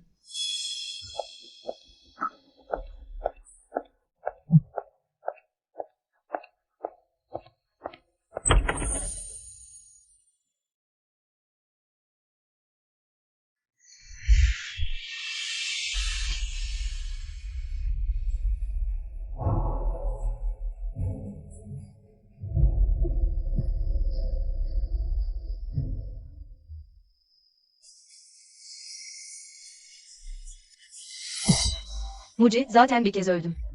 Neden hala peşimi bırakmıyorsun? Tekrar evlenelim.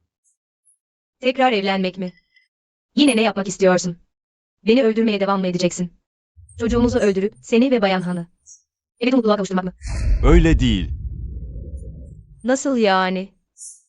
Söyle bana, Muci. 6 yıl önce benimle evlendin. Bayan Han'ın lanetini almak için beni öldürecek miydin? Evet, O 3 sonsuz ışık. Benim 3 ruhum. Onları sen mi söndürdün?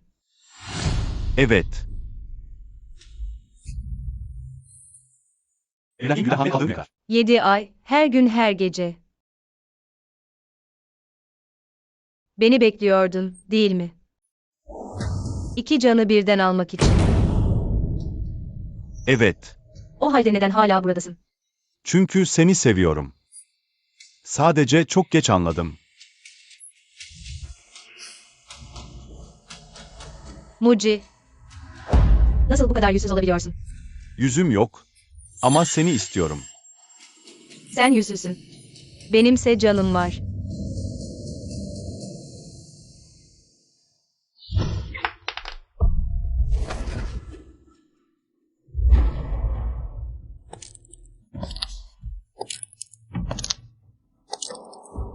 Oğuz soyadlı adamı güney sınırına göndermeyebilirim.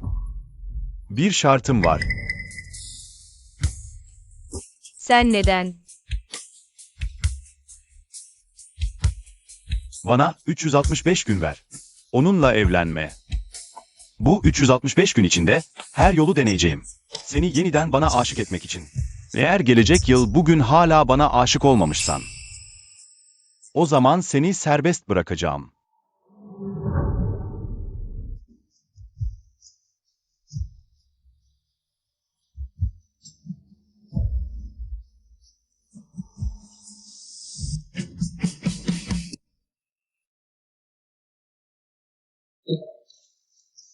Ne konuşuyorsunuz siz?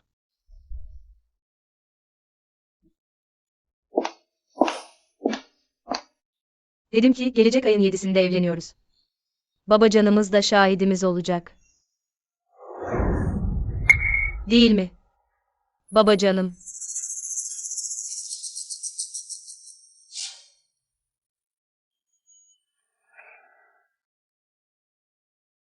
Bu 365 gün içinde her yolu deneyeceğim. Seni yeniden bana aşık etmek için. Baykin, öğrencim. Öğretmenim. Sana güzel bir haberim var. Planladığın sağlık projesi kabul edildi. O büyük yatırımcı çok beğendi. 10 milyar yatırım yapacakmış. Gerçekten mi? Evet. Ama bir şartları var. Projenin başlatıcısı olarak senin. Şu eyaletine gidip bir üst düzey toplantıya katılman gerekiyor. Bu akşamın uçak bileti. Bir iş seyahati iyi olur, en azından Muci'den uzaklaşırım. Umarım artık peşimi bırakır. Başka planların varsa. Onlara söylerim. Hocam, boşum. İş seyahatine çıkmak istiyorum. Manita baba, kulübe geldim. Neredesin? Çok özür dilerim. Kıyafetinize bulaştırdım. Sorun değil, sorun değil. Sen, haberlerdeki o yurt dışı eğitimli tıp doktoru musun? Hocam. Hayranınızım. Sizi ilk kez görüyorum. Televizyondakinden bile daha yakışıklısınız. Sizinle bir fotoğraf çektirme şerefine nail olabilir miyim acaba?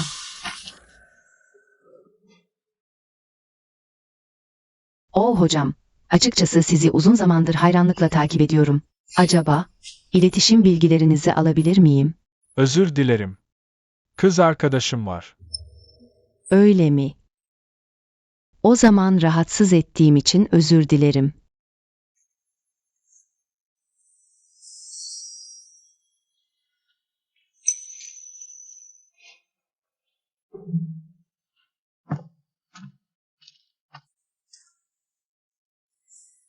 Geldin. Manita baba.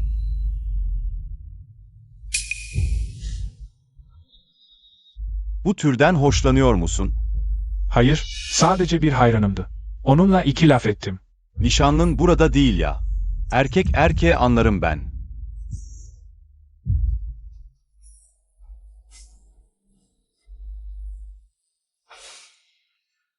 Manita baba. Daha önce hanımefendiyle aranız iyi değil miydi? Gençsin, hayatı yeni öğreniyorsun. Safsın. Eş olmaktan ibarettir. Bir erkek dışarıda işinin peşinde koşarken birkaç tane. Ruh ikizi olmaz mı? Sıkı çalış, ileride önünde sayısız fırsat olacak. Manita baba, seni iyice dünyaya alıştıracağım.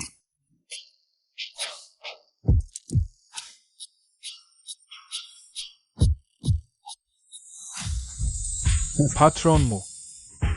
Şao. Birkaç gün iş seyahatine çıkıyorum. Proje konusunu dönüşte konuşuruz. Patron mu? Bu akşam Sikon'a uçak bileti ayarlayın.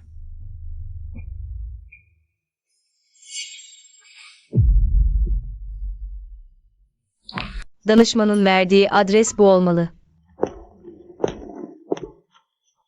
Aydın, proje iş seyahati için rezervasyon yapılmış olmalı. Pekala, lütfen rezervasyonu yapan şirketin adını verir misiniz? Kontrol ediyorum. 1 saniye bekleyin. Sormaya gerek yok. Refah Ticaret Odası, 2 lüks suite. O burada ne arıyor? Projeme yatırım yapan oydu. Bu Muci. Bilerek yaptı. Rezervasyonunuz 9001 ve 9002 numaralı odalar. Yan yana 2 oda, anahtarlarınız lütfen. Yan yana.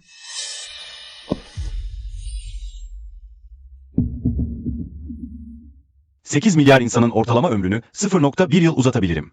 Kabul etmezsen, bu yatırımı şu an iptal ederim.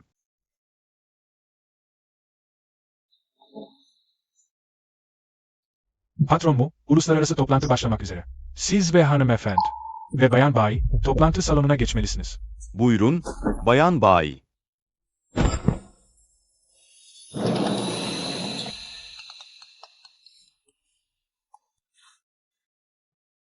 Kimsiniz?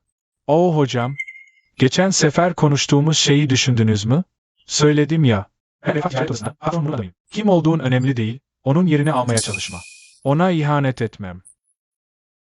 Ben onun yerini almasam, o seninkini alacak. Ne demek istiyorsun? Bazı şeyleri fazla açıklayamam. Bir daha iyi düşün. Ne demek istiyorsun? Açıkça söyle. Alo?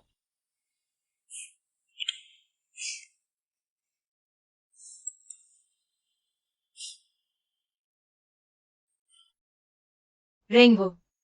Yalnız seyahate çıkmam biraz güvenli değil. Yanıma gelir misin? Toplantıda başarılıydın, şirketin etkinliği var. Gelir misin? Teşekkürler patron mu ama kalabalık ortamları sevmem. Ben gelmeyeceğim. Otele acele etmen gerekiyorsa, ben de sana eşlik edebilirim. Tamam. Ben partiye katılacağım. Bayan Bay, buyurun bu taraftan. Şerefe.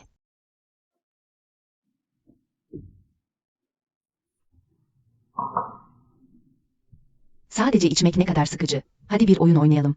Doğruluk mu, cesaretlik mi? Olur.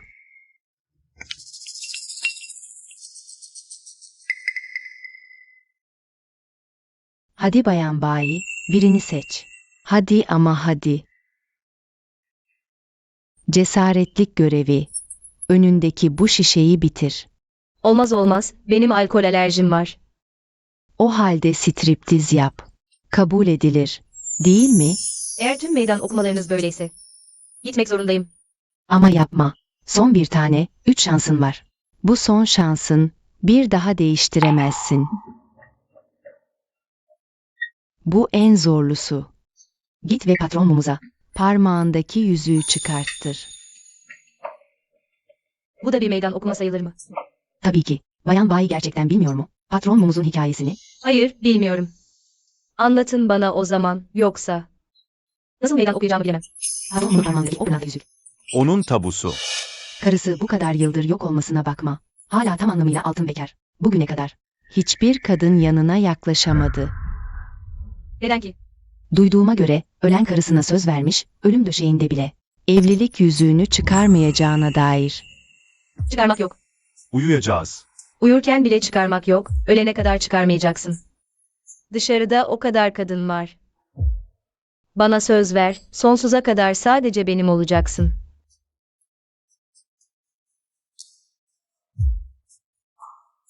Ben, Baykin, senin karın olmayı kabul ediyorum.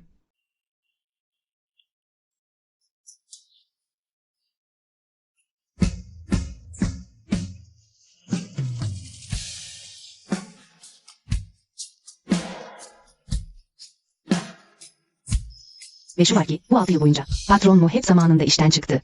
Hiç iş yemeğine gitmedi. Milyarlarca değeri var ama yeni bir takım elbise bile diktirmedi. Yemeklerinde hep karısının sevdiği yemekleri yiyor. Zamanında çıkmasının sebebi karısı hayattayken iş yemeklerine gitmesine izin vermezdi. Hep erken eve gelmesi için ısrar ederdi. Eski takım elbiseleri giymesi de. Üzerinde hala karısının dokunuşlarının izleri olduğu için.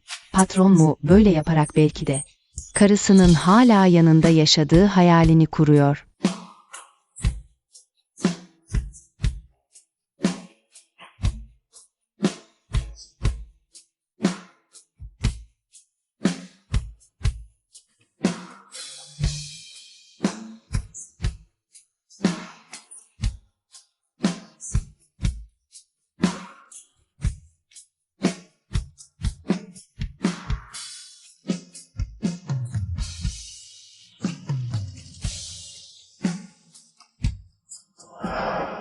Böyle büyük bir risk sanırım canıma mal olur. Yine de dürüstlükü seçeceğim. Tamam, tamam. O zaman dürüstlük meydan okuması. Evli misin? Evlendim. Peki, toplamda kaç erkekle çıktın? 2.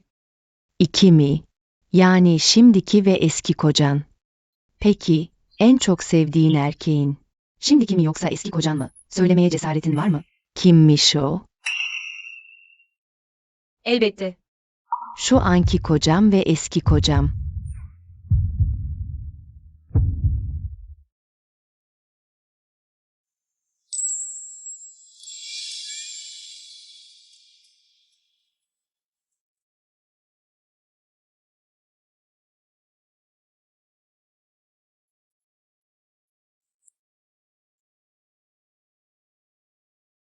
Nasıl bu kadar içebildin?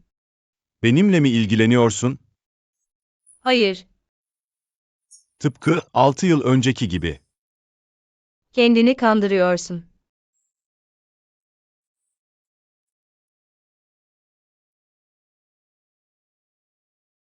Özel asistanlı, Muci neden böyle oldu? Hanımefendi. Adım Baykin. Bayan Bay. Söylememem gereken birkaç şey söyleyeceğim. 6 yıl önce patron mu gerçekten büyük bir hata yaptı. Her şeyi yapabilecek, aşırıya kaçan, sonuçlarını düşünmeyen biriydi. Özellikle de sevdiği kadın söz konusu olduğunda, anlıyor musun? 20 yıl önce, bir kız bir kamelya çiçeğiyle onun hayatını kurtardı. 20 yıl önce. Tapınakta. Kamelya çiçeği. Evet. Onun bu hayatı. O kız için yaşıyor. Ama bu ailesi, Han ailesiyle anlaşıp onu kandırdı. Hep düşündü ki, o kız Han Mengyu'ydu. Sen başına gelenlerden sonra öğrendi, onu kurtaranın sen olduğunu. Bayan Bay. Ondan nefret etmen çok normal. Seni sevmesi de gerçek.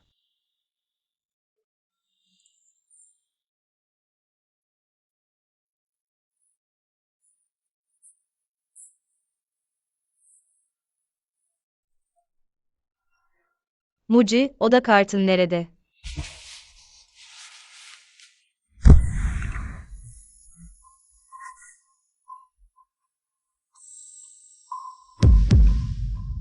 İncin.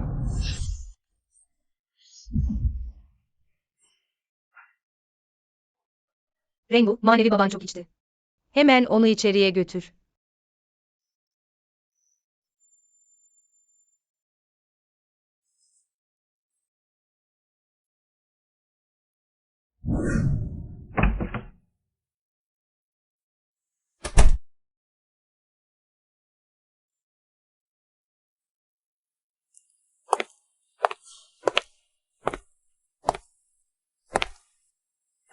Uyan, bunların hepsi yalan. Duydum ki, ölen karısına ölümüne kadar. Evlilik yüzüğünü asla çıkarmayacağına söz vermiş. Ne kadar da derin aşk imajı. Bütün o meslektaşlarını. Beni kandırmak için ayarlamış. Gerçekten sevmiş olsa ne olur? Yine de benim canımı almak için elini kaldırdı.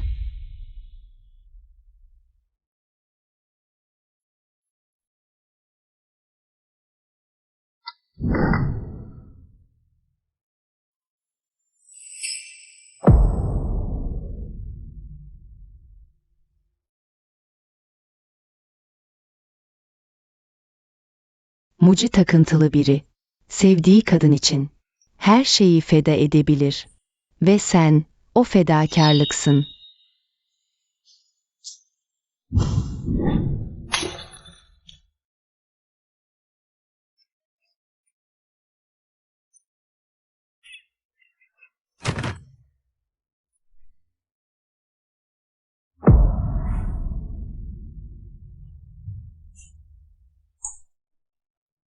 İncin. Beni buraya sen çağırmadın mı?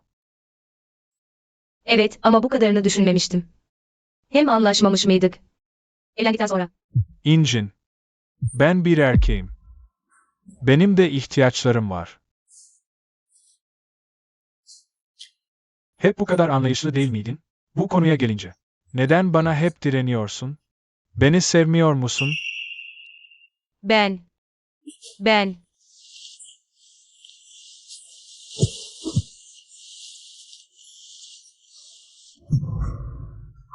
Patron mu? Ayıltma çorbanız. Bay Qin nerede?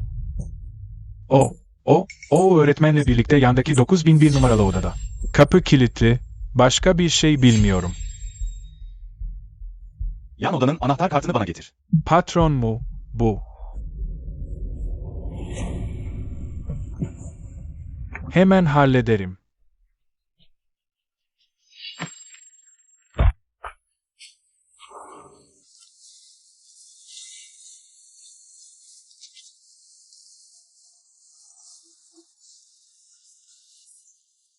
Rengu, henüz hazır değilim.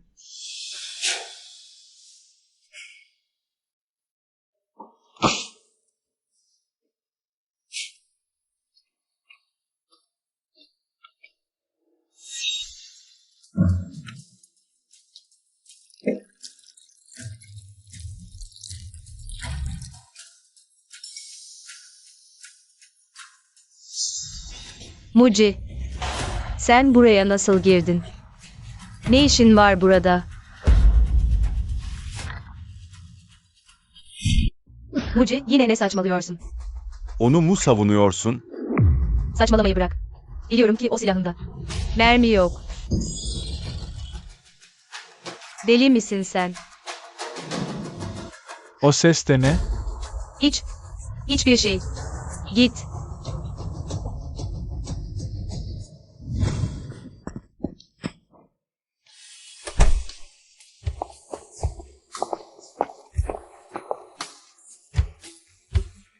Seninle yattı mı?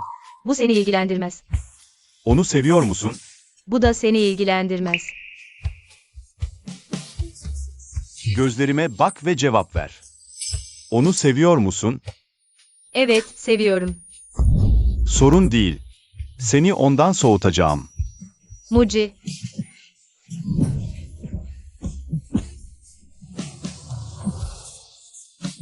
Altı yıl önce bizim hikayemiz bitti. Artık birlikte olamayız. Asla olamayız. Yalvarıyorum sana, bırak beni artık.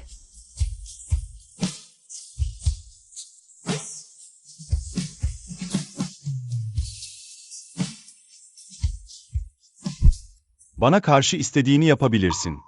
Ama etrafındaki insanları da düşünmelisin. O henüz ölmemiş büyükannen. Oğu denen adam. Ve Oğu'nun ailesi. Hala bu aşağılık numaralardan başka bir şey bilmiyor musun? Başka numaram yok. Bana öğretir misin? Artık bir daha görüşmeyelim.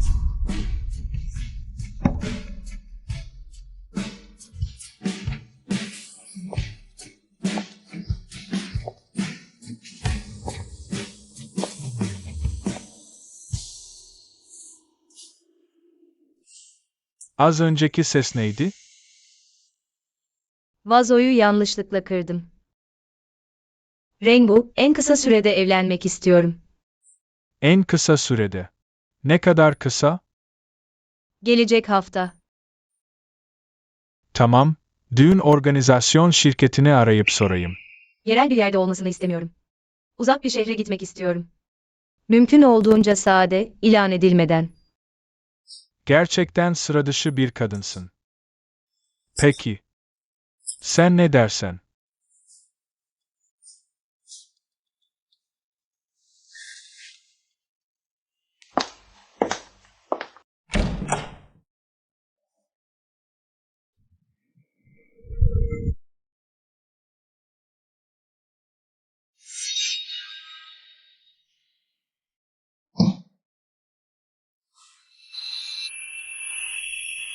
Gençler kariyerlerine odaklanmalı.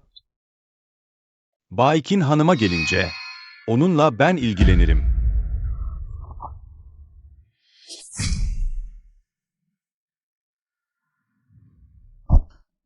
Ancak bu şekilde. Muci beni nihayet rahat bırakır herhalde.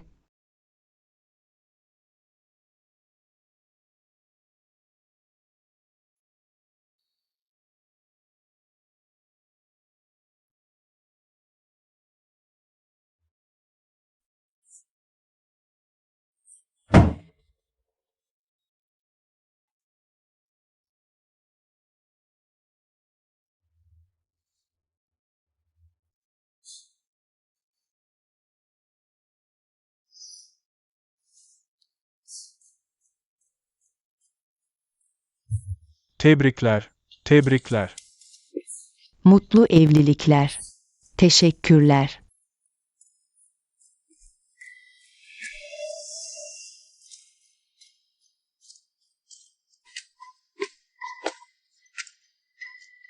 Patron mu? Hanımefendi artık bu şehirde değil. Elimizden geleni yapacağız. Ve onun yerini tespit edeceğiz.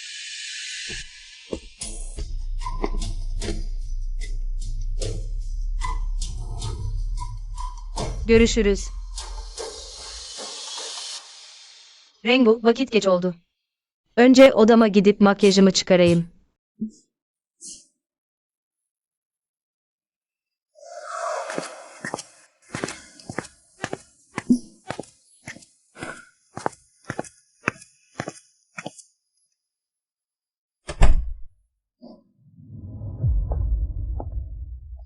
Görüşmeyeli günler oldu.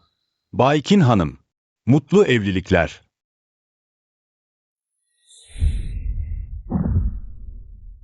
Acele etme gitmeye. Buraya gelmemin tek sebebi, seninle bir iddiaya girmek. Şu nişanlın. Bu gece, Başka bir kadınla keyifli vakit geçirecek. Muci, yine ne saçmalıyorsun? Renku ile yıllardır birlikteyiz. Bana ihanet edecek biri değil. İddiaya var mısın? Yok musun? Ne kadar komik. Peki ya kaybedersen? Kaybedersem bir daha asla karşına çıkmam. Ama kazanırsam düğün gecemi bana vereceksin.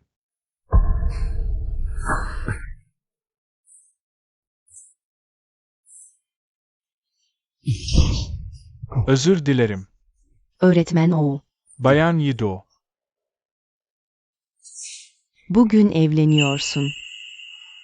Tebrikler. Demek ki benim şansım yok. O zaman bana bir imza ver. Nereye imzalayayım? Şuraya.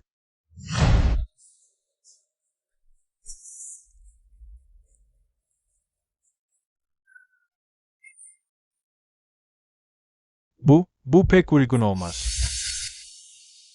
Öğretmen oğul. Uygun olmadığını biliyorum. Ama bugünden sonra bir daha asla böyle bir fırsatım olmayacak. Lütfen bana düğün gecenin yarısını ayır.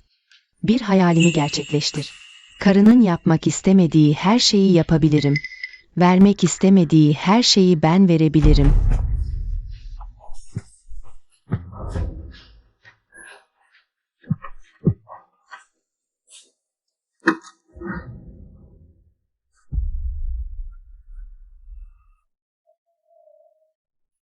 Ne dersin? Bahse girdik, kaybeden kaybetti. Muci, bununla gurur mu duyuyorsun? O temiz olmasa bile. Sen neredeydin temiz olmak?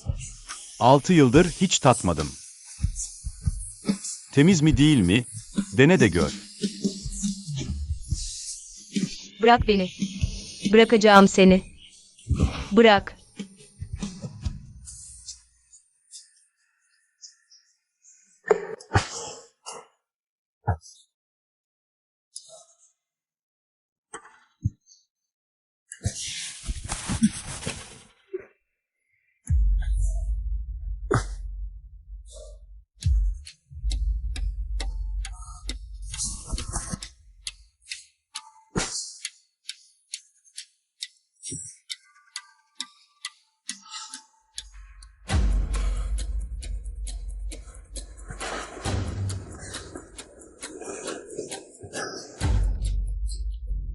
Ünlü akademisyen Mourinho. Düğün gününde aldatma skandalı patladı. Akademik idol imajı çöktü, kariyeri tehlikeye girdi. Bu kadar ileri gitmeye gerek var mıydı? Haklısın. Benim kadınım yaptı, onu hadım etmem gerekirdi. Onu hadım etmem gerekirdi aslında. Muci, yanlış anladın. O gece onunla hiçbir şey olmadı aramızda. Bana yaranmaya mı çalışıyorsun? Sadece Orenyu için ricada bulunuyorum. O zaman onun durumunu daha da berbat edersin. Uslu dur, herkes için iyi olur.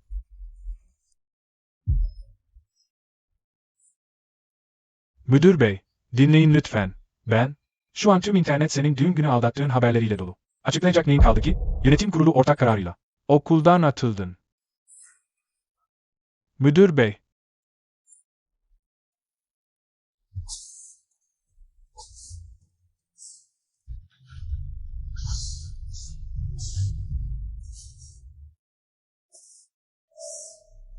İncin neden telefonumu açmıyor ki?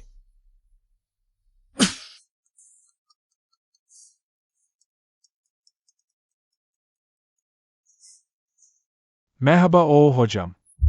Son zamanlarda pek iyi gitmiyor değil mi? Yine sen. Sen kimsin ya? Benim kim olduğumu bilmiyorsun ama biliyorum ki. Durumun kötü. Yardım edebilirim. Tek fırsatı sana gönderdim. İyice bir incele. Seni baştan çıkaran o kadın, senin sadık bir hayranın filan değil. Refah Ticaret Odası'nın bir elemanı. Büyük bir ödülü alıp yurt dışına kaçtı bile.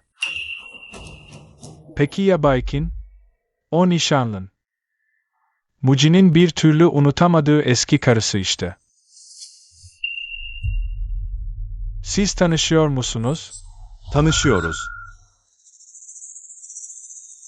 Haberlerde görmüştüm. Yüzü kıpkırmızı, gözleri dolu, titreyerek yalvardığı halini seviyorum. Bayan Bay, lütfen yemeğinizi yiyin. Bayan Bay, lütfen oturup yemeğinizi yiyin. İncin. Rengu, manevi baban fazla içti. Onu hemen içeri götür. Ne oldu? Kendimi iyi hissetmiyorum. Seni ilgilendirmez.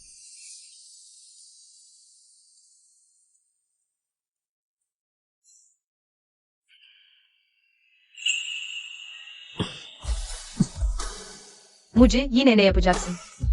Her ayın onunda adet olduğunu hatırlıyorum. Üşüyorsun ve çabuk yoruluyorsun. Biraz ileride bir dinlenme tesisi var. Seni oraya götüreyim. Boris, hanımefendi 6 yıl önceki ölüm tehlikesinden kurtulmuş olsa da, gelecekte büyük bir sorun yaşamayacak. Ama 6 yıl önceki o düşük, bedeninde, ciddi hasarlar bıraktı. Bu yüzden adet dönemleri bu kadar acı verici oluyor. Anladım.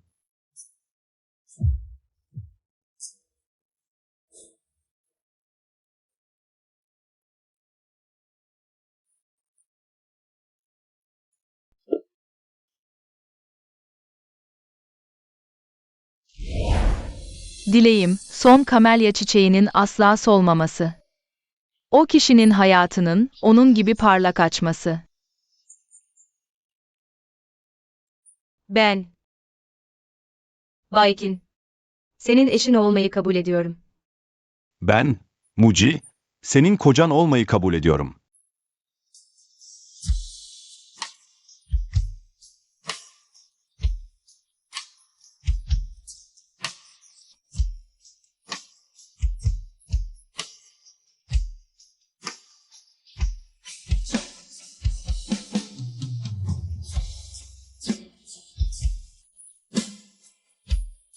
Bundan sonra asla yalnız kalmayacaksın. En azından. Ben varım. Ve gelecekteki bebeğimiz.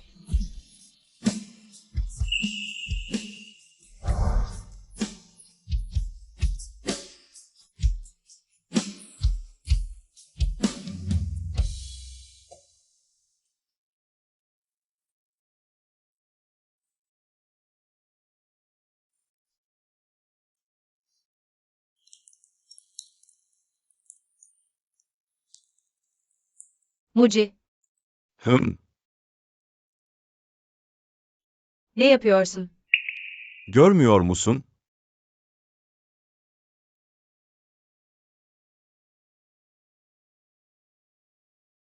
Üzeri kan içinde. Pislik içinde. İç çamaşırı yıkamak ne ki? Yaşlandığında felç olduğunda. Sana hala altını temizleyeceğim. Ben neden felç olayım ki? Senin yüzünden. Peki o zaman, yaşlanıp felç olduğumda. Sen bana altımı temizlersin. Olur mu? Peki sen neden felç olacaksın? Demek benim kocam olduğumu kabul ediyorsun. Bugünden itibaren, iyi günde de kötü günde de. Zenginlikte de fakirlikte de.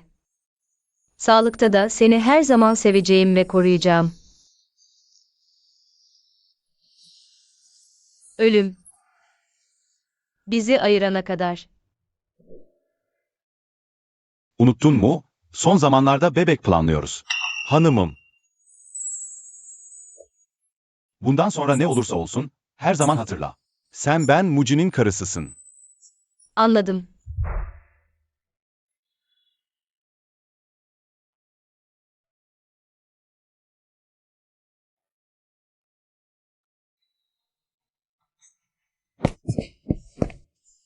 İncin, düğün olayını dinle, açıklayayım. Rengu.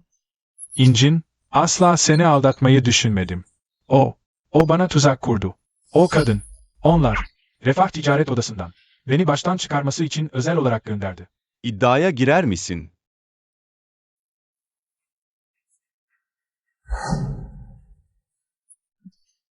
Bırak beni.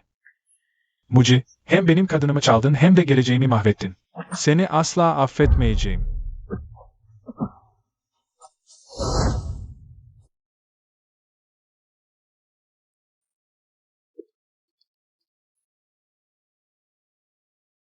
O kadını sen ayarladın.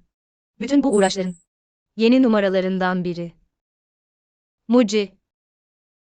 Ne kadar adisin sen. Hadi. Geldim. Manita baba. Evlilik evliliktir. Erkek iş hayatında mücadele ederken birkaç yakın arkadaşı olmaz mı? Devam et. İleride bolca fırsatın olacak. Manita baba, seni iyice hayatın içine sokacağım.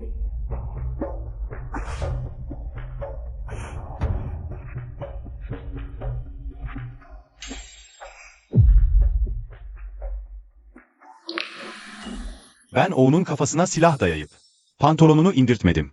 Bayan Bai, bana teşekkür etmelisin. Düğün gibi önemli bir anda sana bir pisliğin gerçek yüzünü gösterdim. Seninle evlendiğimizde. Senin gerçek yüzünü nasıl göremedim?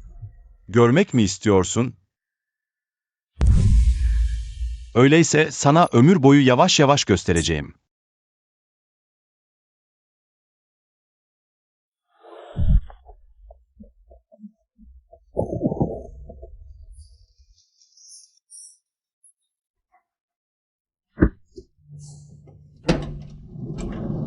Öğretmen o. İlk kez görüşüyoruz. Gel arabada konuşalım. Telefondaki kişi sensin. Benim soyadım Mu. Mu Guangyo. Muji'nin amcasıyım.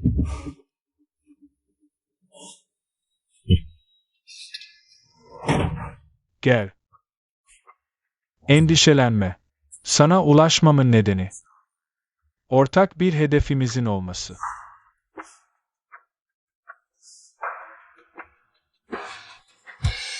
Muji ve Bayki'nin bu dünyadan tamamen yok olmasını istiyorum. Silinip gitmelerini istiyorum. İş bittikten sonra istediğin her şeyi sana verebilirim.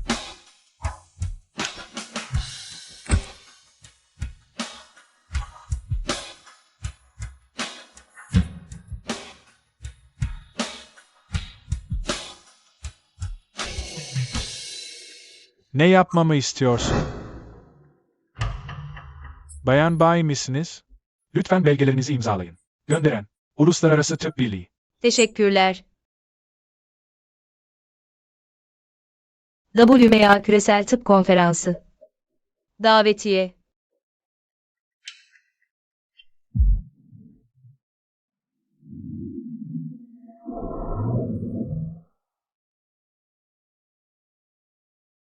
Muci, yine ne yapıyorsun? Ben yokken dışarı çıkmamanı söylememiş miydim? Senin aklın mı var? Uluslararası Tıp Birliği toplantısına katılıyordum.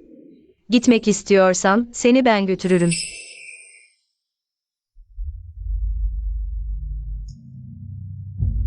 Muci, ne yapıyorsun?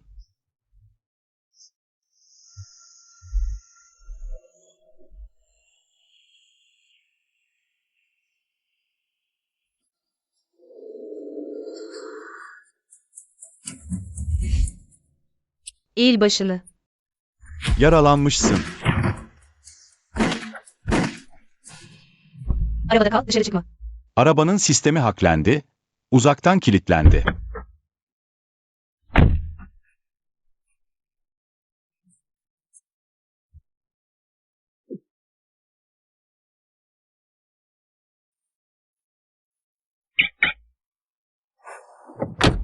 Nasılsın yeğenim? İyi misin?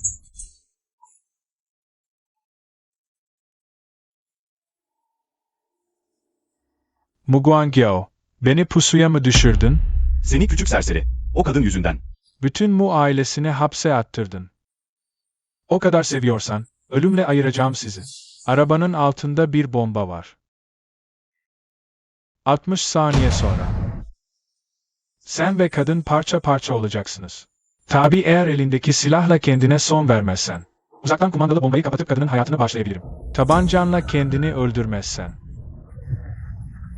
Uzaktan kumandalı bombayı kapatıp kadınını serbest bırakırım. 40 saniye. Ev adresin Longyan yolu No 18, Şirketin ise Yunlin Kulesi 66. kat. Adamlarım seninle ilgili her bilgiye tamamen hakim.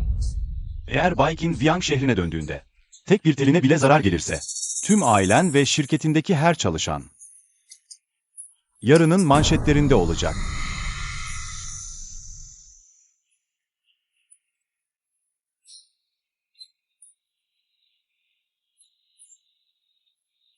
Muci.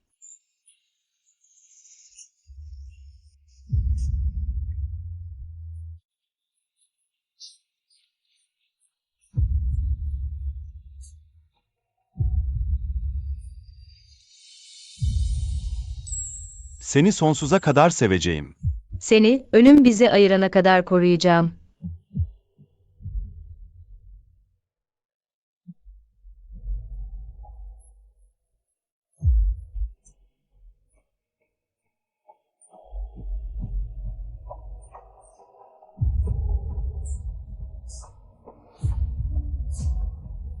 Çocukları sever misin?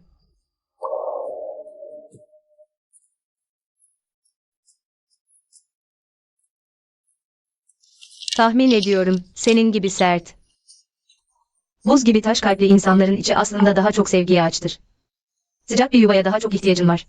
Bu yüzden bizim ileride çocuklarımız olduğunda belki biraz daha mutlu olursun diye düşünüyorum. Öylesine söylüyorum. Eğer çocuk sevmiyorsan. Şimdi Ne? çocuk istiyorum. Şimdi.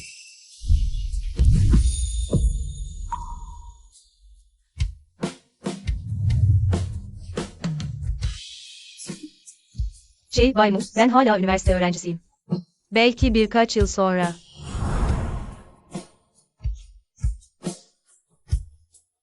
Yavaş ol, hala canım yanıyor.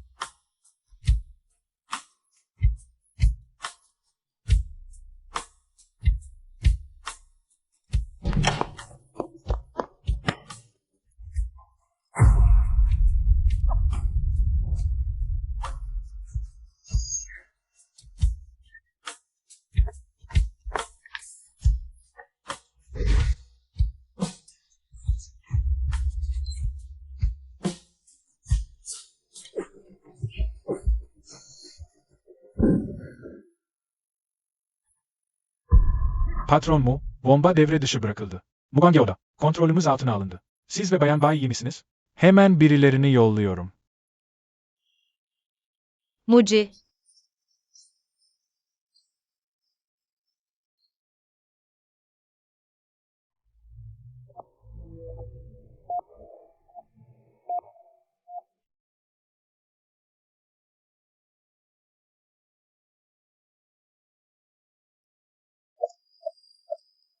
Özür dilerim, Bayan Bai. Patron Mu şu anda özel bir odada tedavi görüyor. Refah ticaretin sırrıdır.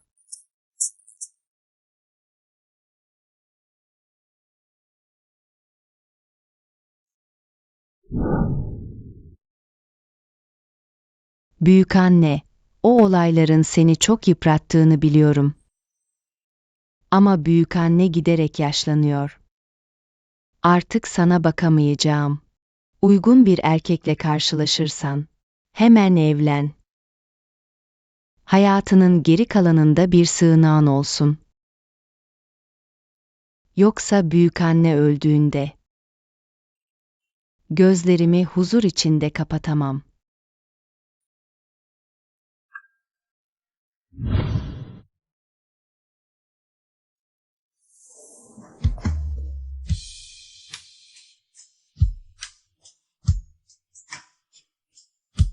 Yaran.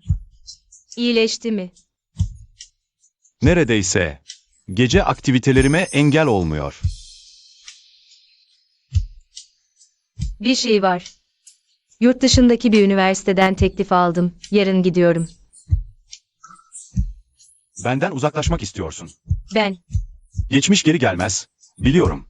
Seni bu sefer tutamayacağımı da biliyorum. Seçim hakkını sana bırakıyorum. Bir gün geri dönmek istersen. Ben her zaman burada, aynı yerde seni bekliyor olacağım.